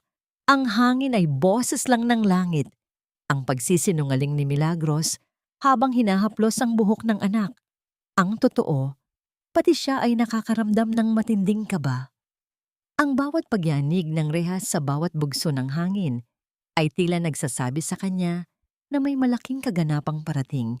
Samantala, sa kabilang bahagi ng bayan, sa pribadong hangar ng Arnaldo Air, ang lahat ay abala. Sa kabila ng masamang panahon, nagdesisyon si Arnaldo na ituloy ang inaugural flight ng kanyang pinakamalaking eroplano, ang Goldwings 001. Gusto niyang ipakita sa buong mundo na walang bagyong makakapigil sa kanyang tagumpay. Kasama niya sa loob ng marangyang cabin ang ilang mga investor at reporter. Lahat sila ay may hawak na baso ng champagne, walang kamalay-malay sa panganib. Ang eroplano ay dahan-dahang umangat mula sa lupa. Ang ugong ng makina ay tila isang nagmamalaking halimaw na sumusugod sa gitna ng kadiliman. Sa loob ng cockpit, ang mga piloto ay pilit na nilalabanan ang matinding turbulence. Sir, masyadong malakas ang hangin. Kailangan nating bumalik o lumihis ng direksyon. Ang sigaw ng co-pilot sa gitna ng ingay ng radyo. Ituloy ang lipad. Ang utos ni Arnaldo sa intercom. Ang kanyang boses ay puno ng kapangyarihan at kawalan ng pakialam. Ang eroplanong ito ay gawa sa pinakamahusay na teknolohiya. Huwag kayong maging duwag. Ngunit sa ilalim ng pakpak ng eroplano, ang katotohanan ay dahan-dahang bumubuka. Ang fuel regulator, ang piyesang binanggit ni Zidante sa plaza, ay nagsisimulang uminit ng husto. Ang bakal na gawa sa substandard na materyales ay hindi kayang tagalan ang matinding pressure ng bagyo. Isang maliit na lamat ang lumitaw at mula rito ay dahan-dahang tumagas ang gasolina. Sa loob ng selda, napatayo si Zidante, Tumingala siya sa maliit na bintanang may rehas. Ang kanyang mga mata ay nanlaki. Tila nakikita niya ang hindi nakikita ng iba. Nay, nararamdaman ko po ang engine. May masakit sa kanya. Ang tunog. Hindi po tama ang ritmo. Hinawakan ni Milagros ang balikat ng anak. Anong ibig mong sabihin, Zidante? Gaya po ng sa notebook ni tatay. Ang boses ng bata ay naging seryoso at malamig. Ang hangin ay pumapasok sa maling daluyan. Ang makina ay nasasakal. Sa itaas ng ulap, ang Goldwing 00, isa ay biglang nayanig ng napakalakas. Ang mga baso ng champagne ay nagliparan at nabasag sa sahig. Ang mga kristal ay nagkalat tila mga luha ng pagsisisi. Ang mga ilaw sa loob ng cabin ay aandap-andap bago tuluyang namatay. Naiwan ang lahat sa gitna ng pulang emergency light. Isang malakas na tunog ng pagkabali ng bakal ang narinig mula sa kanang pakpak. Ang makina numero 1 ay biglang naglabas ng maitim na usok na agad tinangay ng malakas na hangin. Ang eroplano ay dahan-dahang tumagilid, tila isang ibong nabalian ng pakpak sa gitna ng malupit na sapa. Napatingin si Arnaldo sa bintana. Ang kanyang mukha na kanina ay puno ng kayabangan ay naging kasing puti ng papel. Nakita niya ang apoy na dahan-dahang kumakain sa makina. Ang makinang siya mismo ang nag-utos na tipirin ang gastos. Hindi ito pwedeng mangyari. Ang sigaw ni Arnaldo. Ngunit ang kanyang boses ay nalunod sa ingay ng hangin at sa takot ng mga pasahero. Sa loob ng presinto, ang radyo ng mga pulis ay biglang naglabas ng mga distress signal. Ang boses ng piloto ay puno ng desperasyon. Mayday? Mayday! Arnaldo Air Flight 001. We lost engine number 1. We are losing altitude. Position 10 miles north of Samar Coast. Repeat. Mayday! Narinig ni Milagros ang usapan. Tiningnan niya ang kanyang anak. Alam niya na ang tadhana ay naglalaro. Ang katarungan ay dumarating sa paraang hinding-hindi nila inaasahan. Sa gitna ng ulap, kung saan ang pera at kapangyarihan ni Arnaldo ay walang silbi laban sa batas ng kalikasan at sa bigat ng kanyang mga kasalanan. Nay, ang mahinang wika ni Zidante habang nakahawak sa rehas. Ang eroplano, pabagsak na po siya. Eksaktong gaya ng nangyari kay tatay. Ang katahimikan sa loob ng selda ay tila naging isang panalangin. Habang sa labas, ang bagyo ay lalong nagingit-ngit, handang lamunin ng sinumang nagtangkang hamunin ang katotohanan. Wala na. Hindi na sumasagot ang controls. Nawalan na kami ng hydrauliko. Pabagsak na kami sa dagat. Ang boses ng piloto sa radyo ay hindi na boses ng isang tao. Ito ay boses ng isang hayop na nasusukol, puno ng garalgal at panginginig. Sa loob ng presinto, ang ingay ng radyo ay humahalo sa bulyaw ng mga pulis na hindi malaman ang gagawin. Ang static ay parang libu-libong karayom na tumutusok sa pandinig ni Milagros. Nakalapit si Milagros sa rehas. Ang kanyang mga mata ay nakatuon sa radyo na nasa ibabaw ng desk ng hepe. Nararamdaman niya ang bawat tibok ng kanyang puso, mabilis, marahas, tila isang makinang malapit ng sumabog. Sa tabi niya, si Zidante ay nananatiling tahimik, ngunit ang kanyang mga mata ay nakapikit ng mariin. Ang kanyang ulo ay nakatagilid. Tila ba binabasa niya ang ritmo ng trahedyang nagaganap sa langit. Chief, hindi nila makuha ang tamang anggulo. Ang Goldwings ay pababa ng mabilis. Sigaw ng isang batang pulis habang nakatitig sa radar. Biglang dumilat si Zidante. Ang kanyang boses ay malamig at matalas, bumasag sa kaguluhan ng silid. Hindi po sila babagsak sa dagat kung bubuksan nila ang emergency fuel bypass sa ilalim ng pilot seat. Nasasakal ang makina dahil sa peking regulator. Kailangan nilang bigyan ng hangin ang sistema. Napatigil ang lahat. Tumingin ang hepe kay Zidante, isang batang madungis, puno ng putik, at anak ng taong itinuturing nilang kriminal. Ano ang alam mo, bata? Tumahimik ka. Ang singhal ng hepe. Alam ko po ang tunog ng makinang yon. Naririnig ko po sa radyo. Ang ganting sigaw ni si Dante, ang kanyang mga mata ay nag-aapoy sa determinasyon. Ganyan ang nangyari sa Flight 714. Namatay ang tatay ko dahil hindi niya alam na may leak sa bypass. Pero isinulat niya ang solusyon sa notebook bago siya mawala. Chief, mamatay silang lahat kung hindi niyo ako hahayaang magsalita. Nag-alinlangan ang hepe, ngunit isang malakas na pagsabog ang narinig mula sa radyo na sinundan ng sigaw ng mga pasahero sa background. Wala na silang oras. Ilabas niyo ang bata. Utos ng hepe. Mabilis na binuksan ng rehas. Tumakbo si Zidante patungo sa radyo. Hinawakan niya ang mic ng may panginginig. Ngunit nang magsimula siyang magsalita, ang kanyang tinig ay tila naging tinig ng isang matandang engineer. Captain, naririnig niyo ba ako? Ito si Zidante Pineda, ang wika ng bata sa radyo. Huwag ninyong hilahin ang yoke, lalong bibigay ang hydraulic line. Captain, hanapin ninyo ang kulay pulang switch sa ibaba ng inyong kaliwang hita. Iyon ang mechanical bypass. Hilahin ninyo iyon ng sabay sa pagpiga ng throttle. Sino ito? Isang bata? Nakadistress kami, get off the frequency. Ang galit na sagot ng piloto sa gitna ng ugong ng hangin. Captain, makinig kayo! Ang sigaw ni Milagros mula sa likod ni si Dante. Ang kanyang boses ay puno ng pait at pag-asa. Anak siya ni Manuel Pineda, ang taong pinagbintangan ninyong pumatay sa inyo noon. Alam niya ang makina.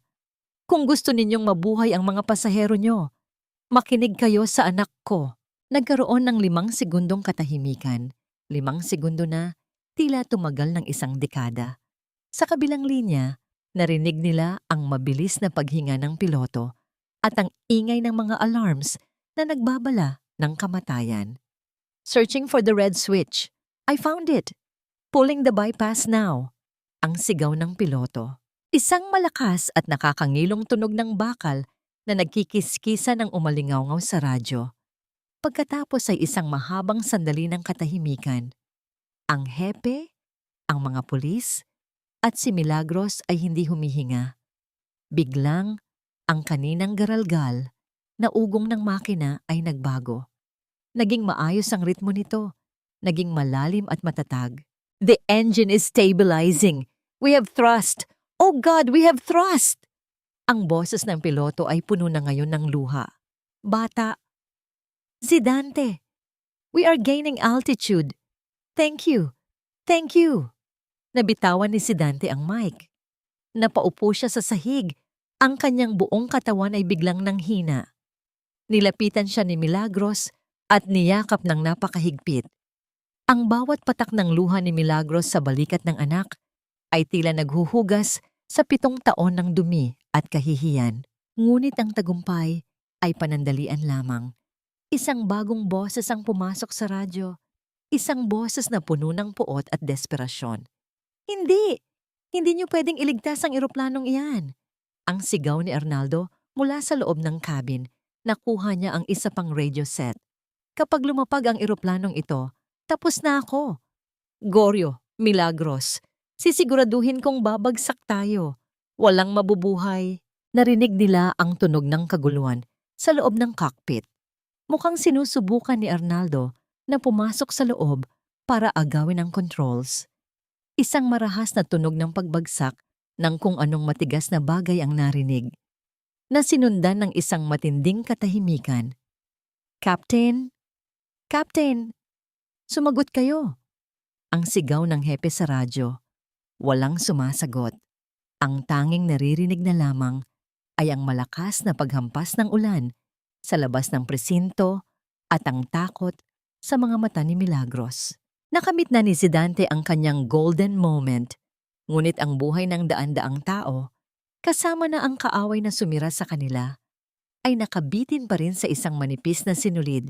Ang katahimikan sa loob ng presinto ay tila isang malalim na hukay na walang katapusan. Ang bawat pulis, ang hepe at si Milagros ay nakatitig lamang sa radyong naglalabas na lamang ng tuyong static. Ang bawat segundo ay tila isang patak ng asido na tumutulo sa puso ni Milagros. Sa labas, ang bagyo ay patuloy sa kanyang marahas na sayaw. Ang mga sanga ng puno ng nara ay humahampas sa bubong ng presinto, tila mga kamay na pilit na gustong pumasok. Captain? Captain, sumagot kayo. Ano ang lagay ng cockpit? Ang boses ng hepe ay paos na, punong-puno ng desperasyon habang paulit-ulit na pinipindot ang transmit button. Biglang, isang mahinang tunog ng paghinga ang narinig mula sa speaker. Ito ay mabigat, hirap, at may halong panginginig. Nakuha na namin siya. Ang boses ng co-pilot, si Captain Reyes, ay bumasag sa katahimikan. Ang mga pasahero, tinulungan kaming pigilan si Arnaldo, pero nawalan ng malay ang aming lead pilot. Ako na ang humahawak sa yoke, pero si Dante, bata, hindi ko na maabot ang runway. Masyadong malakas ang hangin at zero ang visibility. Mamamatay kami kung itutuloy ko pa ang paglapag sa airport. Napatingin si Milagros kay Zidante. Ang kanyang anak ay hindi na umiiyak. Ang kanyang mukha ay kasing tigas ng semento. Ang kanyang mga mata ay nakatitig sa mapa ng Samar na nakapaskil sa pader ng presinto. Sa isip ng bata, ang mga bundok, ang dagat, at ang mga latian ng kanyang bayan ay nagiging mga numero at koordinado. Captain, makinig kayo. Ang boses ni Zidante ay mahinahon. Tila ba hindi siya isang batang 9 gulang na nasa loob ng isang selda? Huwag po kayong tumuloy sa runway. Sa kaliwa ninyo, 5 milya mula sa inyong posisyon, nandoon ang bakawan ng San Vicente. Ang putik doon ay malalim at malambot. Iyon ang tanging lugar na sasalubong sa inyo nang hindi sasabog ang eroplano. Sa bakawan, mag-crash land tayo sa putikan? Ang hindi makapaniwalang tanong ng co-pilot. Opo, ang fuel leak ninyo ay malapit sa main engine. Kung lalapag kayo sa semento, ang kislap ng bakal ay sapat na para maging abo ang lahat. Pero sa putik, lalamunin nito ang init. Ito lang ang paraan, Captain. Magtiwala po kayo sa tatay ko. Isinulat niya ito para sa ganitong pagkakataon. Sa labas, sa plaza ng bayan, ang mga reporter na kanina ay naghihintay para sa Arnaldo Air Launch ay nakatutok na ngayon sa kani-kanilang mga radyo. Ang buong bansa ay nakikinig. Ang boses ng isang batang mahirap na nagtuturo sa isang higanting eroplano kung paano mabuhay ay umalingaw-ngaw mula sa Samar hanggang sa Maynila. Copy that, Zidante. Turning left now. God help us all. Ang huling wika ng piloto. Ang mga sumunod na minuto ay ang pinakamahabang sandali sa buhay ni Milagros. Naramdaman niya ang bawat pagyanig ng lupa sa bawat kulog.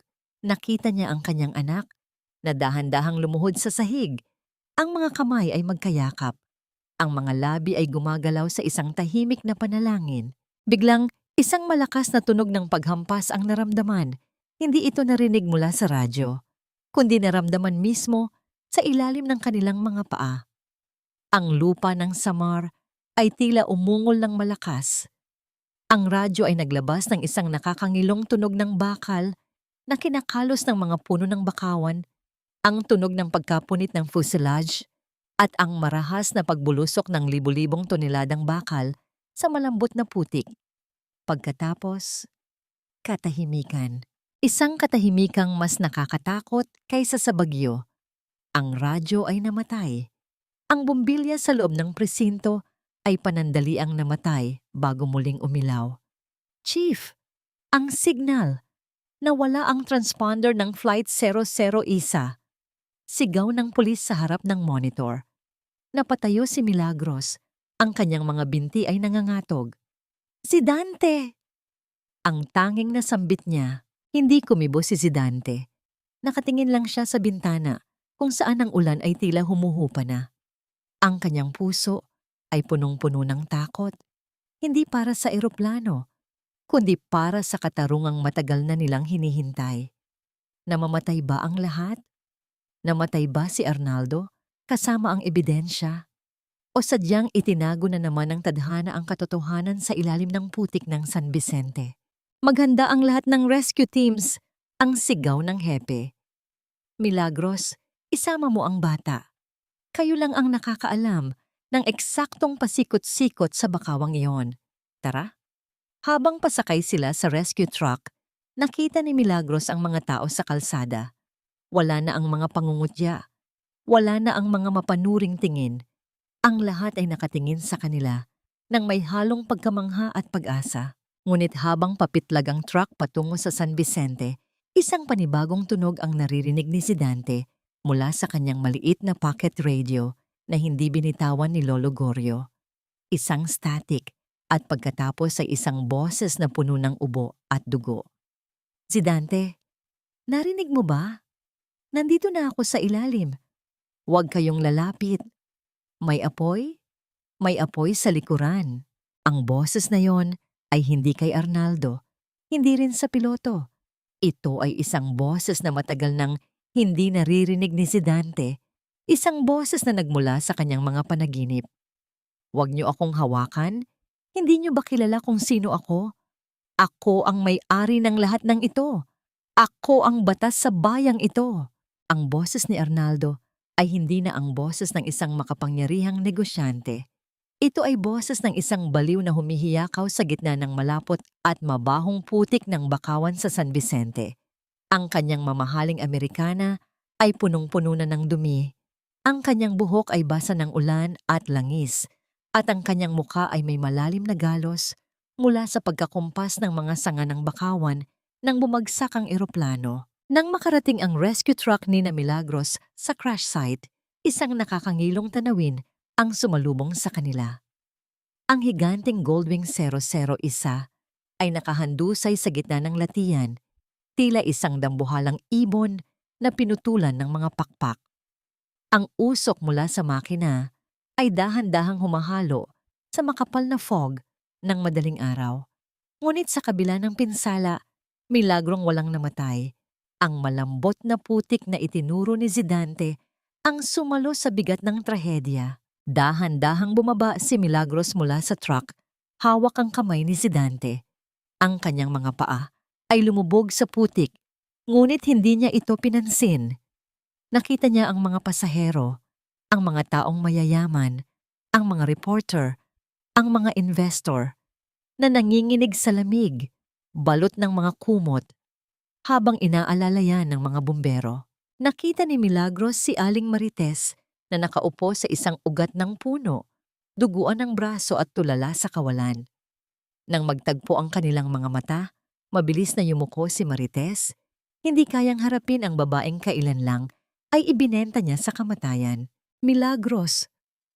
Ang mahinang tawag ni Captain Reyes, ang co-pilot, habang inaalalayan siyang lumabas mula sa wasak na cockpit.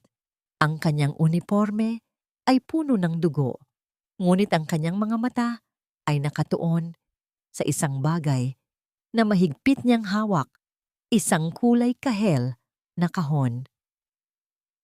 Ito ang black box at ito, itinuro ng piloto ang isang bahagi ng makina na nakalawit mula sa wasak na pakpak. Ang fuel regulator na gawa sa substandard na bakal ay tuluyang nangitim at nadurog. Ito ang ebidensyang pilit na gustong itago ni Arnaldo.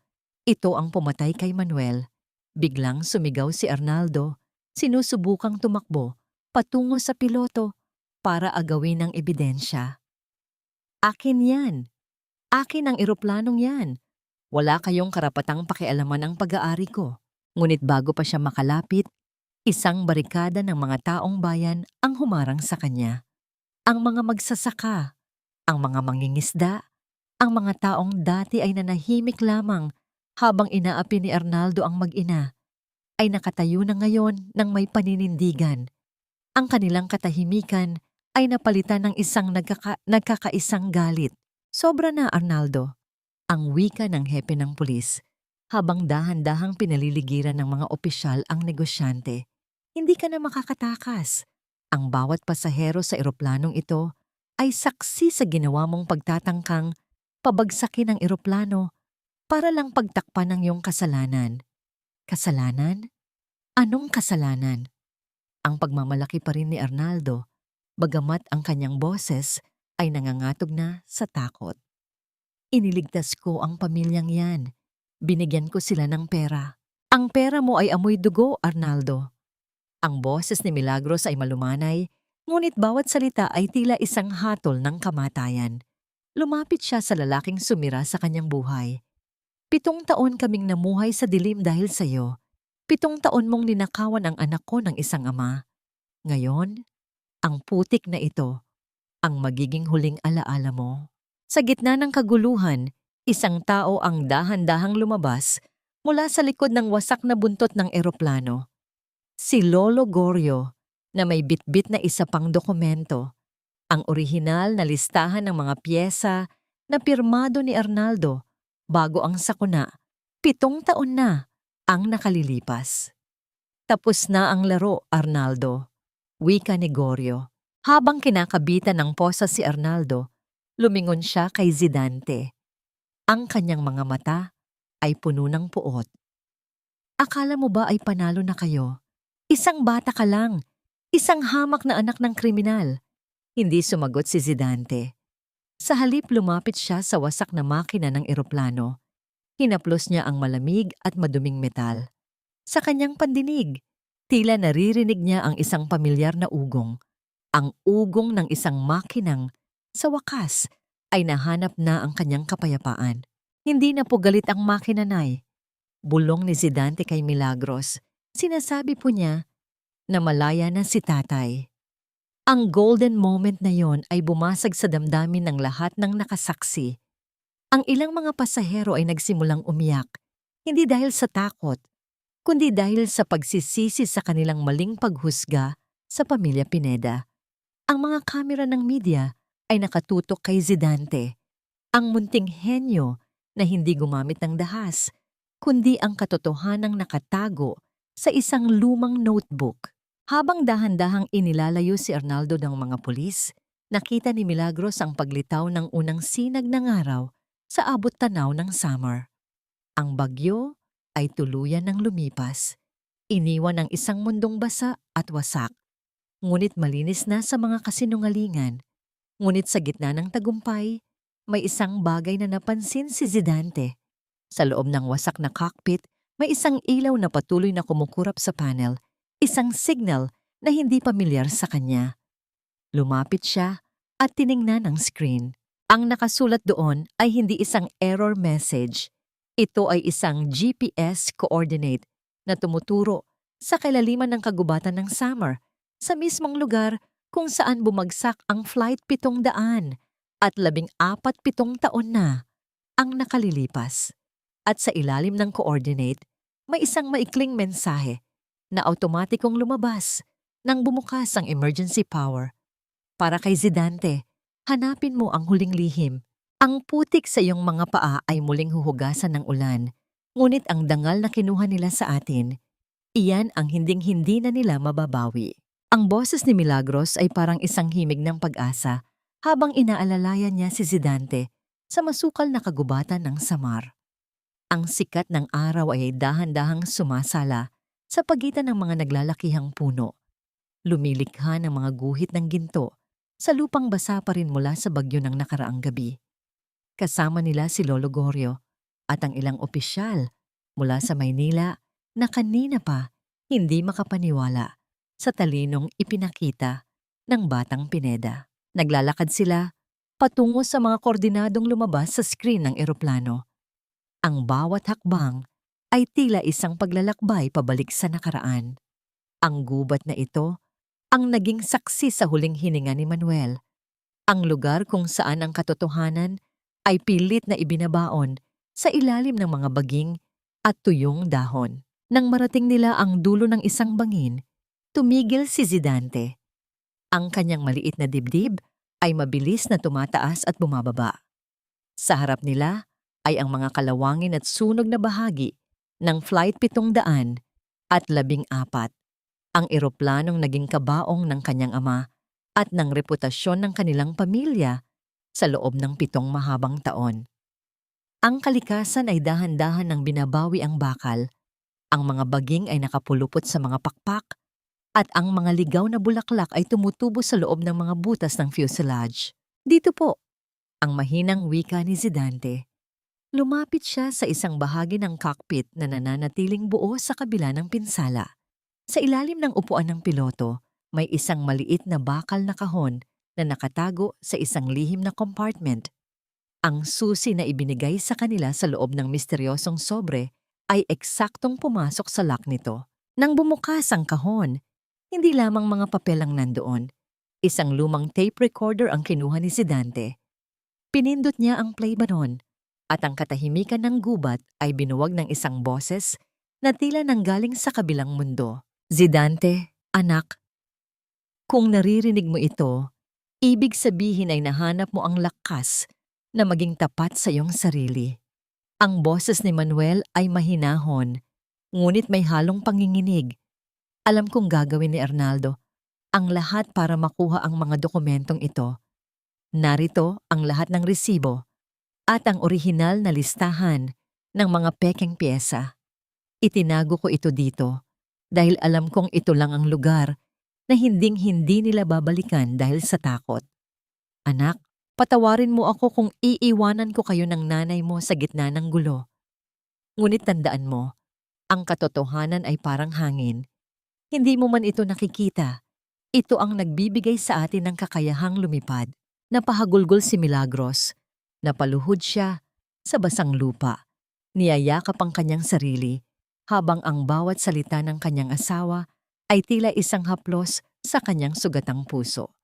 Ang lahat ng hirap, ang lahat ng paglalabada, sa ilalim ng init at ulan, ang lahat ng sampal at mura ni Aling Marites at ng mga tao sa bayan, ang lahat ng iyon ay nagkaroon ng katuturan sa sandaling ito. Manuel, ang tanging nasambit ni Milagros sa gitna ng kanyang pag-iyak. Tumayo ang mga opisyal mula sa Maynila at nagtanggal ng kani-kanilang sombrero bilang tanda ng paggalang. Isang opisyal ang lumapit kay Milagros at nag-abot ng isang dokumento. Mrs. Pineda, sa ngalan ng departamento, kami ay humihingi ng taos-pusong paumanhin. Ang inyong asawa ay hindi kriminal. Siya ay isang bayani na nagtangkang iligtas ang mga pasahero sa kabila ng alam niyang may diferensya ang eroplano. Ngayong araw, ang pangalang Manuel Pineda ay ganap ng linis sa lahat ng record ng gobyerno. Isang linggo pagkatapos ng pangyayaring iyon, ang bayan ng San Jose sa Samar ay hindi na ang dating bayan na kilala ni Zidante. Ang mga taong dati ay bumabato sa kanilang dampa ay sila na ngayong nagdadala ng pagkain at tulong sa kanila. Ang gobyerno ay nag-utos na muling itayo ang bahay ni na Milagros. Hindi nagawa sa nipa at kawayan, kundi isang matibay na tahanan na hindi na kayang gibain ng anumang apoy o bagyo. Nakatayo si Zidante sa harap ng kanilang bagong bahay, suot ang isang malinis na uniforme. Sa kanyang harap ay nakatayo si Lolo Gorio at isang kinatawan mula sa isang sikat na aviation academy sa ibang bansa. Zidante, ang wika ng kinatawan. Ang talinong ipinakita mo ay pambihira. Inaalok ka namin ng isang buong scholarship sa Maynila at pagkatapos ay sa Amerika. Magiging isa kang ganap na aeronautical engineer. Ikaw ang magiging pinakabata at pinakamagaling sa iyong henerasyon. Napatingin si Zidante sa kanyang ina. Si Milagros ay nakatayo sa may pintuan, nakangiti habang may mga luhang kumikinang sa kanyang mga mata. Alam ni Zidante na ito na ang pagkakataon nilang magkaroon ng buhay na dati ay sa panaginip lang nila nakikita. Wala nang gutom, wala nang pangungutya, ngunit ang desisyon ay hindi naging madali para sa bata. Lumingon siya sa kagubatan, pagkatapos ay sa kanyang ina. Nay, paano po kayo? Kung sasama po ako sa kanila, may iwan kayo rito. Hinawakan ni Milagros ang pisngi ng kanyang anak. Zidante, ang pangarap mo ay pangarap ko rin. Ang paglipad mo ang magiging tagumpay ng ating pamilya. Huwag mong isipin ang nanay. Ang mahalaga ay maabot mo ang mga bituin na matagal nang inaasam ng tatay mo para sa'yo. Nang hapong yon, habang inihahanda ang kanilang mga gamit, Para sa pag-alis, isang huling balita ang dumating mula sa korte. Si Arnaldo ay hinatulan ng habambuhay na pagkabilanggo at ang lahat ng kanyang yaman ay kinuha upang pambayad sa mga pamilya ng biktima ng Flight 714. Ang katarungan ay ganap ng naisakatuparan. Ngunit habang tinitingnan ni Zidante ang huling pahina ng notebook ng kanyang ama, napansin niya ang isang huling sulat kamay na hindi niya nakita noon.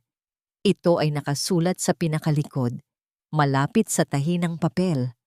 Ang tunay na lipad ay hindi nagsisimula sa makina, kundi sa desisyon mong iwanan ang lahat ng puot sa lupa. Naiyak si Zidante habang isinasara ang notebook. Handa na siyang lumisan. Ngunit bago sila sumakay sa sasakyan patungo sa airport, isang itim na anino ang humarang sa kanilang daan. Isang babaeng gusgusin, nawalan na ng lahat, at may hawak na isang maliit na lata ng barya. Si Aling Marites, ang babaeng sumira sa kanila, ay naging isang pulubi sa sarili nilang bayan. Tumingin si Marites kay Milagros. Ang kanyang mga mata ay puno ng takot at hiya, naghihintay ng isang huling panunumbat o sampal. Huminto si Milagros sa harap ni Marites. Ang lahat ay natahimik, hinihintay ang gagawin ng babaeng 7 taon nilang inapi. Dahan-dahang binuksan ni Milagros ang kanyang pitaka at kinuha ang lahat ng perang nandoon. Pagkatapos ay inilagay ito sa lata ni Marites. Magbagong buhay ka, Marites. Ang tanging wika ni Milagros bago siya tumalikod ng may taas noo at ngiting puno ng kapayapaan. Nang umandar ang sasakyan, tumingin si Zidante sa langit. Isang eroplano ang dahan-dahang lumilipad sa itaas. Ang puting usok nito ay gumuguhit ng isang tuwid na linya sa asul na kalawakan. Ngumiti si Zidante. Sa wakas, ang hangin ay hindi na nagdadala ng mga bulong ng kasinungalingan, kundi ng awit ng kalayaan. 10 taon na ang nakalilipas mula nang ang sikat ng araw ay tila isang estranghero sa buhay ni Milagros at Zidante. Ngunit ngayong araw, ang langit sa itaas ng malawak na runway ng paliparan ay kasing linaw ng kristal, isang asul na kumot na walang bahid ng anumang madilim na ulap. Ang hangin ay hindi na sumisipol ng babala. Sa halip, ito ay tila isang banayad na kumpas na nagtutulak sa mga pangarap na matagal nang naikulong sa putik.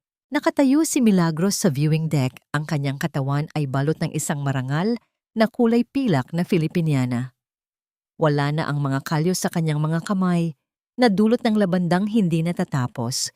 Ngunit ang bawat gatla sa kanyang palad ay nananatiling saksi sa kanyang sakripisyo. Ang kanyang buhok ay may iilang pilak na hibla na, ngunit ang kanyang mga mata ay nagniningning sa isang uri ng kapayapaan na tanging ang mga taong nakalampas sa matinding daluyong lamang ang nagtataglay. Sa kanyang tabi ay nakatayo si Lolo Gorio. Ang matanda ay nakabarong. Ang kanyang likod ay bahagyang kuba na sa katandaan, ngunit ang kanyang mukha ay puno ng kagalakan. Hawak niya ang isang baston na gawa sa matibay na narra. Tila ba ito ang kanyang huling sandigan bago tuluyang magpahinga ng may malinis na konsensya. Tingnan mo siya, Milagros. Ang mahinang wika ni Gorio, ang boses ay puno ng pagmamalaki. Sinasabi ko sa iyo, ang batang yan ay ipinanganak na may mga pakpak. Sa ibaba, sa gitna ng runway, isang matikas na binata ang naglalakad patungo sa isang higanteng eroplano. Ang uniforme ni Zidante ay kasing puti ng mga ulap at ang gintong pakpak na nakakabit sa kanyang dibdib ay sumasalamin sa tindi ng sikat ng araw. Sa edad na 11, si Zidante Pineda ay hindi lamang naging isang aeronautical engineer. Siya na ngayon ang pinakabatang piloto na hahawak sa manibela ng isang international flight. Bago umakyat sa eroplano, tumigil si Zidante. Tumingala siya sa viewing deck at tila naramdaman ang titig ng kanyang ina. Itinaas niya ang kanyang sombrero bilang pagpupugay, isang simpleng galaw na nagdala ng libu-libong alaala ng kanilang hirap sa Samar. Naramdaman ni Milagros ang init ng luha sa kanyang mga pisngi. Ngunit sa pagkakataong ito, hindi ito luha ng pait o ng gutom. Ito ay luha ng tagumpay. Naalala niya ang 20 pesos na pinulot ni si Dante sa putikan noon, ang dampa nilang naging abo. At ang bawat gabing nagdadasal siya na sana ay wag sumuko ang tadhana sa kanila. Pumasok si Zidante sa cockpit. Ang bawat switch, ang bawat lever, at ang bawat screen sa harap niya ay tila mga lumang kaibigan. Hindi na siya ang batang nakikinig lamang sa static ng radyo sa loob ng selda. Siya na ang nagkokontrol sa kanyang kapalaran. Sa kanyang bulsa, malapit sa kanyang puso, ay ang maliit na piraso ng metal mula sa fuel regulator na nahanap nila noon. Isang paalala na ang katotohanan ang pinakamatibay na pundasyon ng anumang paglipad. Para sa iyo ito, tatay. Bulong ni si Dante sa loob ng cockpit. Ang ugong ng makina ay nagsimula. Isang malalim, matatag, at maayos na ritmo. Walang palya, walang lamat. Dahan-dahang gumalaw ang eroplano, bumibilis ang takbo sa runway hanggang sa dahan-dahan itong umangat mula sa lupa. Ang tunog ng paglipad ay tila isang awit ng kalayaan na bumasag sa lahat ng tanikala ng nakaraan. Pinanood ni Milagros ang eroplano hanggang sa maging isang maliit na tuldok na lamang ito sa kalawakan. Sa sandaling iyon, naramdaman niya ang isang mahinang haplos ng hangin sa kanyang balat, tila isang yakap mula sa isang taong matagal na niyang hinihintay. "Malaya ka na, Manuel," ang bulong ni Milagros sa hangin. "Malaya na tayo." Pagkatapos ng seremonya, dinalaw ni na Milagros at Goryo ang puntod ni Manuel. Wala na ang pulang pintura, wala na ang mga salitang kriminal. Ang puntod ay gawa na sa puting marmol, napapaligiran ng mga sariwang bulaklak at luntiang damo. Nakaukit doon ang mga salitang, "Manuel Pineda, isang bayani, isang ama, ang simula ng ating lipad." Sa di kalayuan, nakita nila ang isang matandang babae na dahan-dahang naglalakad. May dalang isang maliit na kandila. Si Aling Marites. Ang kanyang mukha ay puno ng pagsisisi at bagamat hindi siya lumapit ng husto, ang kanyang pagtungo at ang pag-iwan ng kandila sa gilid ng puntod ay sapat ng pahiwatig ng kanyang paghingi ng tawad. Hindi na siya kinumpronta ni Milagros. Sapat na ang kapayapaang nararamdaman niya. Ang pagpapatawad ay hindi para sa taong nagkasala, kundi para sa sarili niyang puso upang hindi na ito muling mabigatan. Habang naglalakad sila palayo sa sementeryo, isang huling tingala ang ginawa ni Milagros sa langit. Nakita niya ang isang puting guhit ng usok mula sa isang eroplanong dumadaan sa itaas. Alam niya na nandoon ang kanyang anak. Lumilipad ng mataas. Dala ang dangal ng kanilang pangalan. Ang kwento ng kanilang dusa ay natapos na at ang bawat pahina ng notebook ni Manuel ay naging isang buhay na patotoo na ang katotohanan, gaano man ito ibaon ng malalim, ay laging hahanap ng paraan upang sumikat gaya ng araw sa gitna ng Samar. Dito nagtatapos ang paglalakbay ng isang ina at anak na hindi sumuko sa hamon ng buhay. Ang lipad ng dangal ay wala ng katapusan.